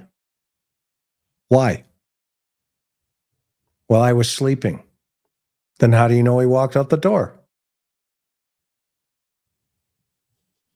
Well, that's my assumption, i.e. parent, right? Well, I think he walked out the door. So you don't know. No, I don't know. Okay. Yeah. Yeah. I mean, so what's also, you know, the thump was, it did evolve. The answer seemed to evolve a little bit because at first she did say that she heard a thump and told him to go to bed. And then in another interview, she did say that she heard a thump or a thud. I believe it was a thud, and asked if he was okay. She said yes. Or he said, yes, mom, or something like that. And then she says, okay, go to bed.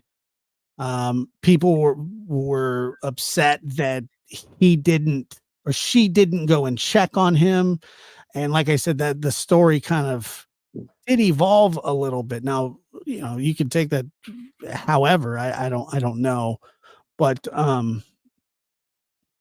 yeah, I don't know. Let's see here. I was on Seth's side, but honestly, all the parents have been acting oddly. Well, I'll tell you this, and I thank you for your donation.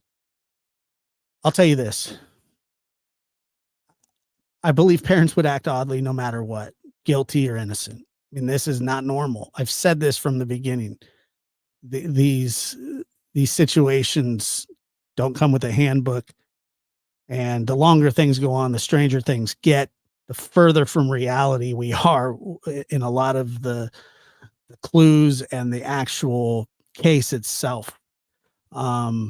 Acting oddly is something that law enforcement does actually pay attention to, Chris. You know that you would check the demeanor of the parents. You get a feel pretty fast. Not saying that makes anybody guilty of anything, but it is something that people do look at, especially investigators, correct?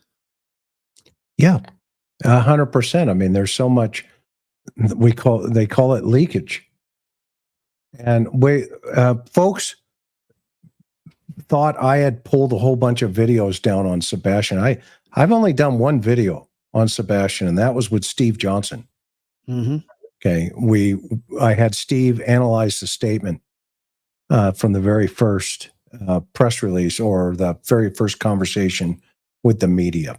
And if anybody wants to see it, they can go over. It's still up. Yeah, fantastic, by the way. Yeah, and people were, all over YouTube that, oh, McDonough pulled down all these videos and he must think Seth is involved and all that. No, I only did one. And, what I think is interesting through this whole process is if he walked out the door, okay, and I may, yes, I have. Ted Bundy passed the polygraph like multiple times. Yeah, he was a smart cookie. Yeah, I mean, polygraphs, why they're not admissible in court is for that reason. They're just a tool. Okay, I mean, LAPD had a caper where they put a spaghetti strainer on a guy's head one night, and then they put a bunch of wires. They duct taped a bunch of wires to the top of the spaghetti strainer, and then they taped those wires to the back of a Xerox machine. And then they wrote on a piece of paper and put it on the copy side, he's lying. Okay. And they put a chair next to the Xerox machine. This is a true story. The Supreme Court threw it out, but this goes to show you how good a polygraph is. Okay. And this guy, they put a chair next to the Xerox machine, and they get the suspect and they put him in the chair and they put the spaghetti strainer on his head with all the wires coming in behind the machine there. And they say, hey, yeah, this is a truth detector. And the guy's like, oh, okay, yeah, I'm in. So they ask him, what's your name? And he goes, blah, blah, blah. Okay. And they said, okay, are you involved in this homicide? No, I don't know. I don't know anything about it. And one of the guys hits the copy button. It prints out. Zzz. He's lying. And they take the piece of paper and they hold it. They don't say anything. And the suspect's like, you want to try that again? Well, I may know something. And they both turn and they look at the Xerox machine. Nothing. Yeah. Anyway, the guy gives a full confession. Okay. Now, long story short, the rules behind that and the Supreme Court said, well, that's a little coercive in nature. I love the effort, but you guys can't hook a guy up to a spaghetti strainer. Okay. Even though he thinks it works. And you see, that's the key. Okay. Though they're just tools. The computer voice stress analysis is the same thing. Okay. That is, it measures your voice, the tremors in your larynx, in your voice box. Right. And it gives you all these little things. And if you're telling the truth, it looks like a Christmas tree. And if you're lying, it looks like a box. Okay. But none of that comes into court. Zero. Nothing. It's just a tool for the investigators. And not all detectives, you can ask 1,000 people in law enforcement, they go, it's a piece of crap. We don't even go by that. Okay. Because it's more important to watch their body language. More important to hear what comes out of their mouth and what you're hearing and what they're saying. Okay, might not necessarily be lining up because you may have a ton of information back here with the investigation that you've moved forward. I mean, I used to take a piece of paper and, when the crooks would be lying, I'd get this piece of paper out and I'd say, there's an old saying that no man got to the top of the mountain by falling there. Right. And I would draw this mountain. Okay. And as, we'd go through the interview, I'd say, okay, well, what I want you to do is tell me the truth. And as you tell me the truth, I'm going to determine how high you're getting on this mountain. Oh, yeah, blah, blah, blah. And so you go, okay, well, you're right here. You're right there, almost there, almost there. Well, okay, well, how do I get there? Well, I need more. You got to be honest with me. Okay, blah, blah, blah. You're almost right there. And then they lie. And you go, oh, dang it. You just fell. You're down here. Okay. And they're like, oh, crap. Well, how do I get to the top of the mountain? Just tell the truth. Tell the truth. So anybody who professes so much truth so often, okay, is lying. Because they're convincing you. They're over-convincing you. They're over-convincing you that they have nothing to do with it. I took a polygraph. Really? Yeah, and I passed. Okay. Meanwhile, the authorities haven't said they passed. Okay. I mean, look at Candace, Summer's mom. Well, the first one, I wasn't able to take the polygraph. Well, why? What's going on there? Well, they hooked me all up and it just went sideways. So I had to come back for a second one. Really? Okay. Yeah. How much is that bridge in Brooklyn? Go ahead. I don't know, but I think you can get a loan for it. Let me see here. And good to see Dr. Eve. How did Chris P call Nina if Ellie took his phone? Why did Chris tell Nina they wouldn't make it to the custody hearing? Sebastian could have been found. I don't know the answer to that. Honestly, I wish I could answer your question. I can't. I mean, it's a good question, but depending, I mean, who knows how fast they got it back, or I don't know. Couldn't the thump have been a cover in case he is found he had a head injury to the head showing cause of death? Possibly. I mean, that's a great question. That's a great comment. That would be some serious premeditation. But gotta get him out of the house. Got to get him out of the house. Any possibility Ellie would hold Sebastian in protective custody until they figure out if he's endangered? No. They can't. They're not going to put out an Amber Alert, an active Amber Alert, or 50 grand, or 50 grand. Yeah, exactly. Yeah, and so this case it is baffling, but I believe you're right when you say it's not rocket science, and I really do hope that soon that there's some finality for the families, for Sebastian, wherever he may be. What we do know is that Sebastian Rogers is not accounted for where he's supposed to be, and either he snuck out and has successfully eluded manhunts, drones, FBI. I believe the National Guard was out helping, volunteers, or somebody got the jump and has successfully hidden him away somewhere, in which the condition is we don't know. Roll up to the details on this flyer. On the missing person flyer, Josh. Yeah. Let's see here. Okay, zoom in. Right here? Yep. Look at the very last sentence. Sebastian has medical conditions, including autism, that may impair his ability to return safely without assistance. Do you honestly think this child is eluding the law enforcement authorities? No, I don't at all. Not at all.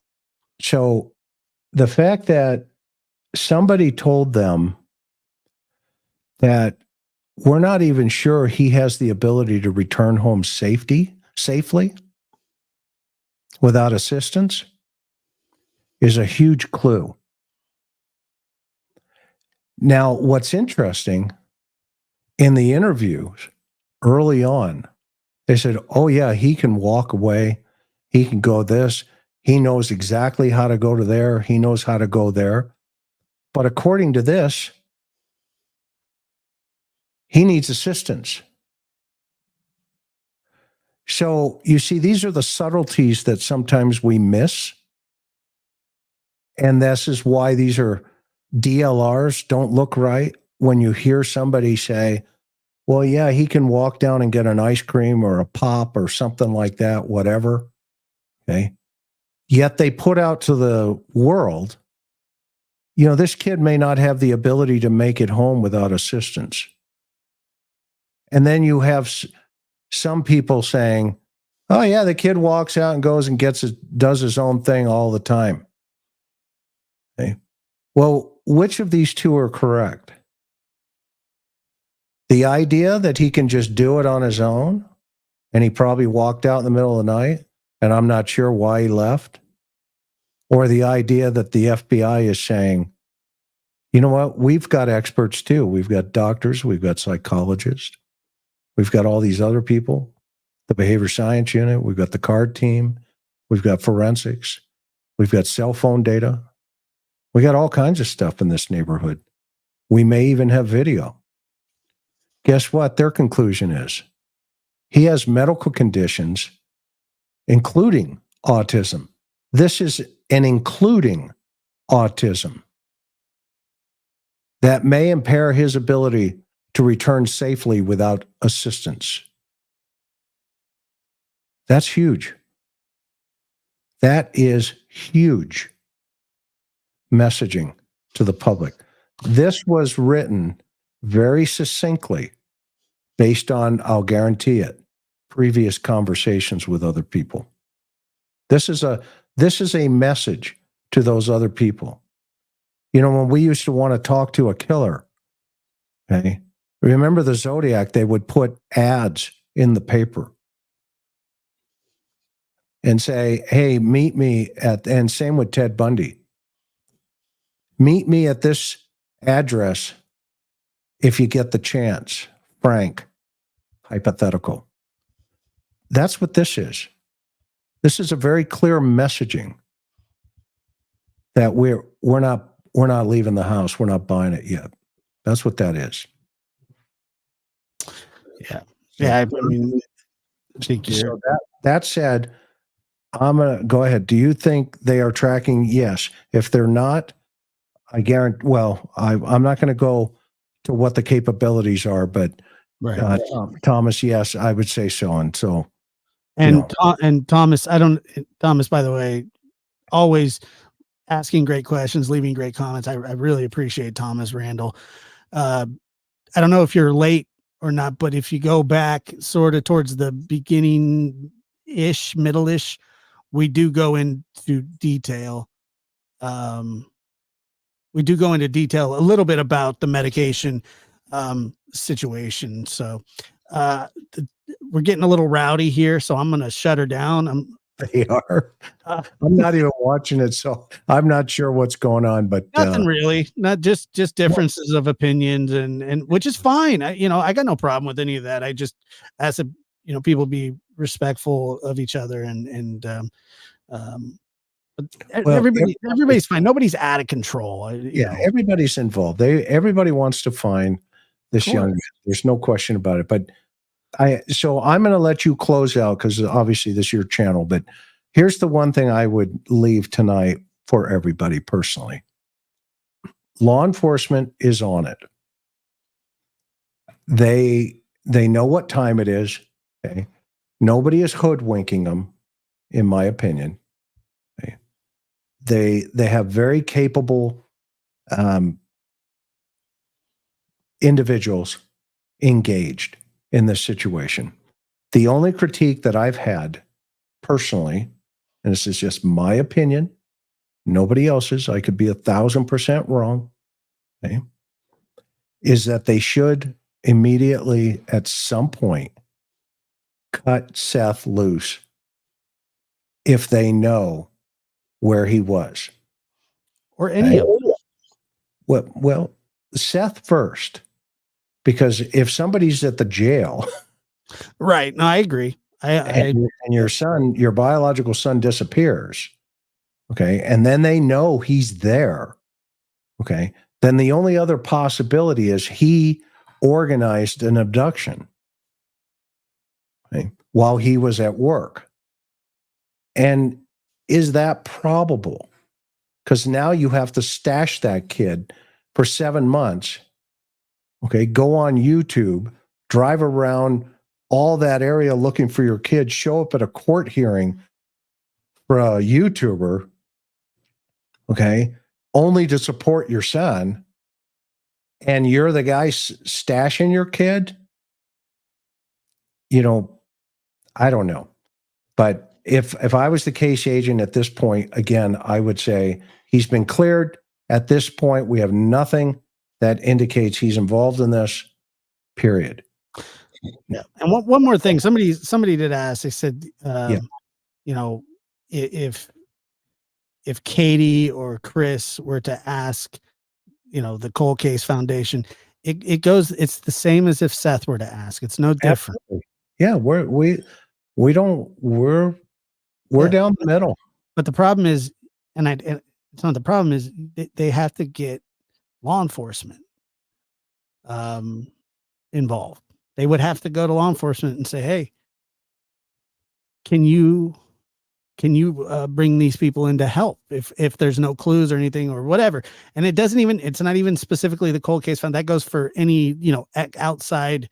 And somebody has said, what is it that the Cold Case Foundation can do that the FBI can't? Well, I'll tell you that there are people on the Cold Case Foundation that are geniuses. They're brilliant. They're retired. But not all of them, but they train the FBI. You guys train law enforcement. You're asked to come speak to agents and deputies and things like that, correct? Yeah, I mean, we are a group of 167 experts from around the world. John Douglas, who started the behavior science unit at the FBI, is our executive director emeritus. Now, I mean, he's retired, but Greg was his protege at the FBI Academy in the behavior science unit. Ann Burgess, they just did a Hulu special on Ann. Dr. Bricado, the list goes on. And we have all of these folks, and what we do is like the Mayo Clinic. An agency uploads all their documentation, we review it, and then we help them discover different ways of moving a case. Typically, 90% of the time, the case has gone cold. Like I'm working something right now that's 16 years old. Okay. And I have 2 cases right now, both of them out of Texas. One is 20 years old and one is 16. But if the agency gets stuck, let's use Fruitland, then they reached out. The family got hold of them, Brandy and Tyler, and said, look, would you consider these guys? And so they reached out to us. That's one particular case. And, we've solved a lot of cases. We've helped agencies think outside of the box. That's our goal. We were selected. It was a presidential appointment to train the first ever Native American homicide task force. We're still doing that around the country. Now it's expanded into, the Native American missing and murdered, etc. Well, we are the instructors for those agents, Bureau of Indian Affairs, and we teach them how to investigate these cases that may be decades old. And so, this is interesting stuff, but it's a team effort. Let's see here. You stated, for the record, you stated that there may have been outside help involved if the father was involved in a heated custody battle. Did you mean to say the stepfather? he did not mean to say the stepfather. He was saying that he was going over a scenario of what possibly investigators could have been thinking, or it was just a scenario. He's not saying that that's what happened. Am I wrong there, Chris? Yeah, I mean, we don't know what the facts are yet, right? In totality, I mean, and there's no sense in trying to guess. But I'm just leaning on, if either or both of them, the stepdad or the biological father, have been eliminated, meaning they're not around, all this other stuff, and you can show that they're not there when, you know, he walks out the door or whatever the evidence, wherever the evidence is going to take you, then and a law enforcement agency needs to move that along with the public's perception.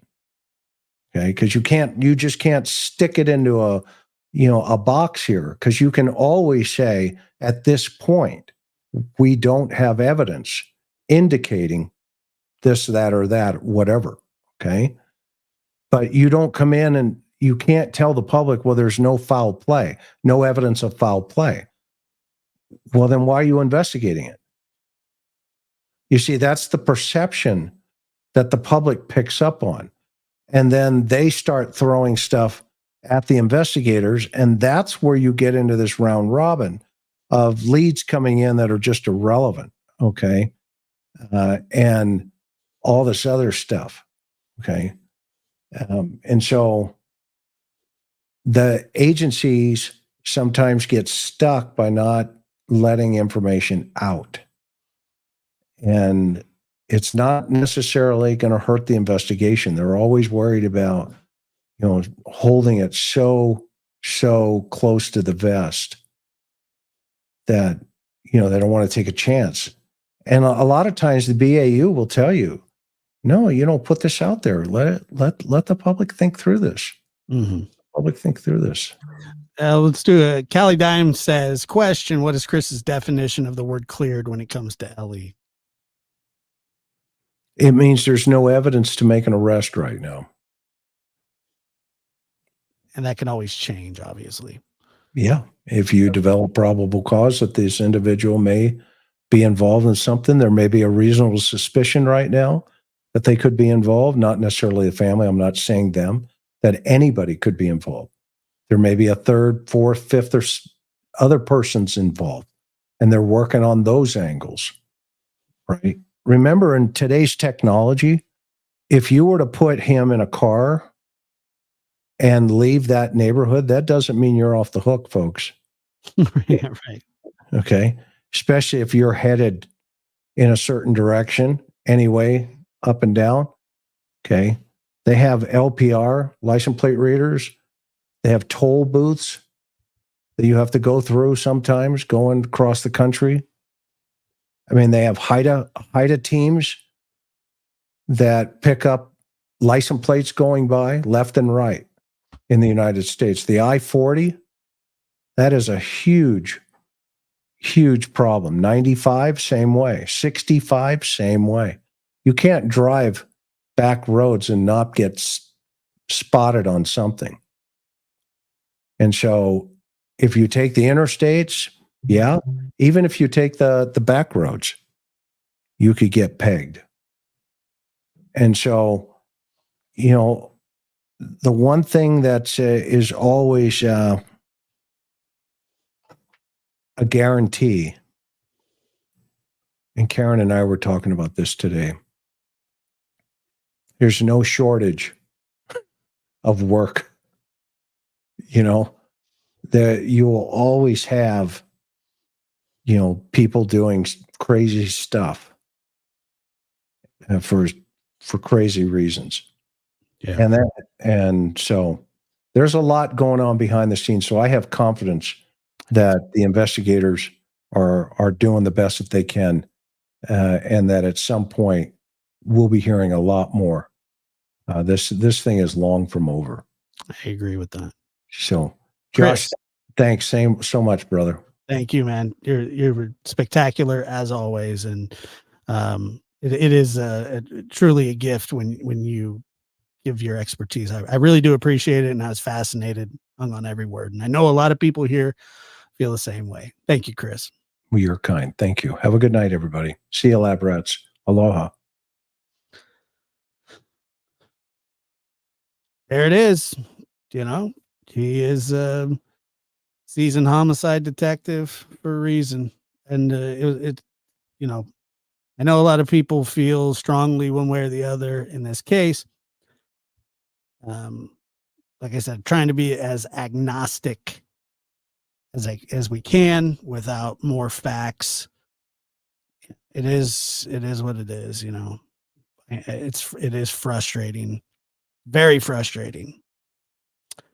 And but I just want to thank everybody for their support tonight. Thank you for the questions, the super chats and stickers and members. You guys are kind, and I did enjoy this conversation thoroughly, and as I always do. And you know, let's just let our love light shine. You know what I mean? Let's all just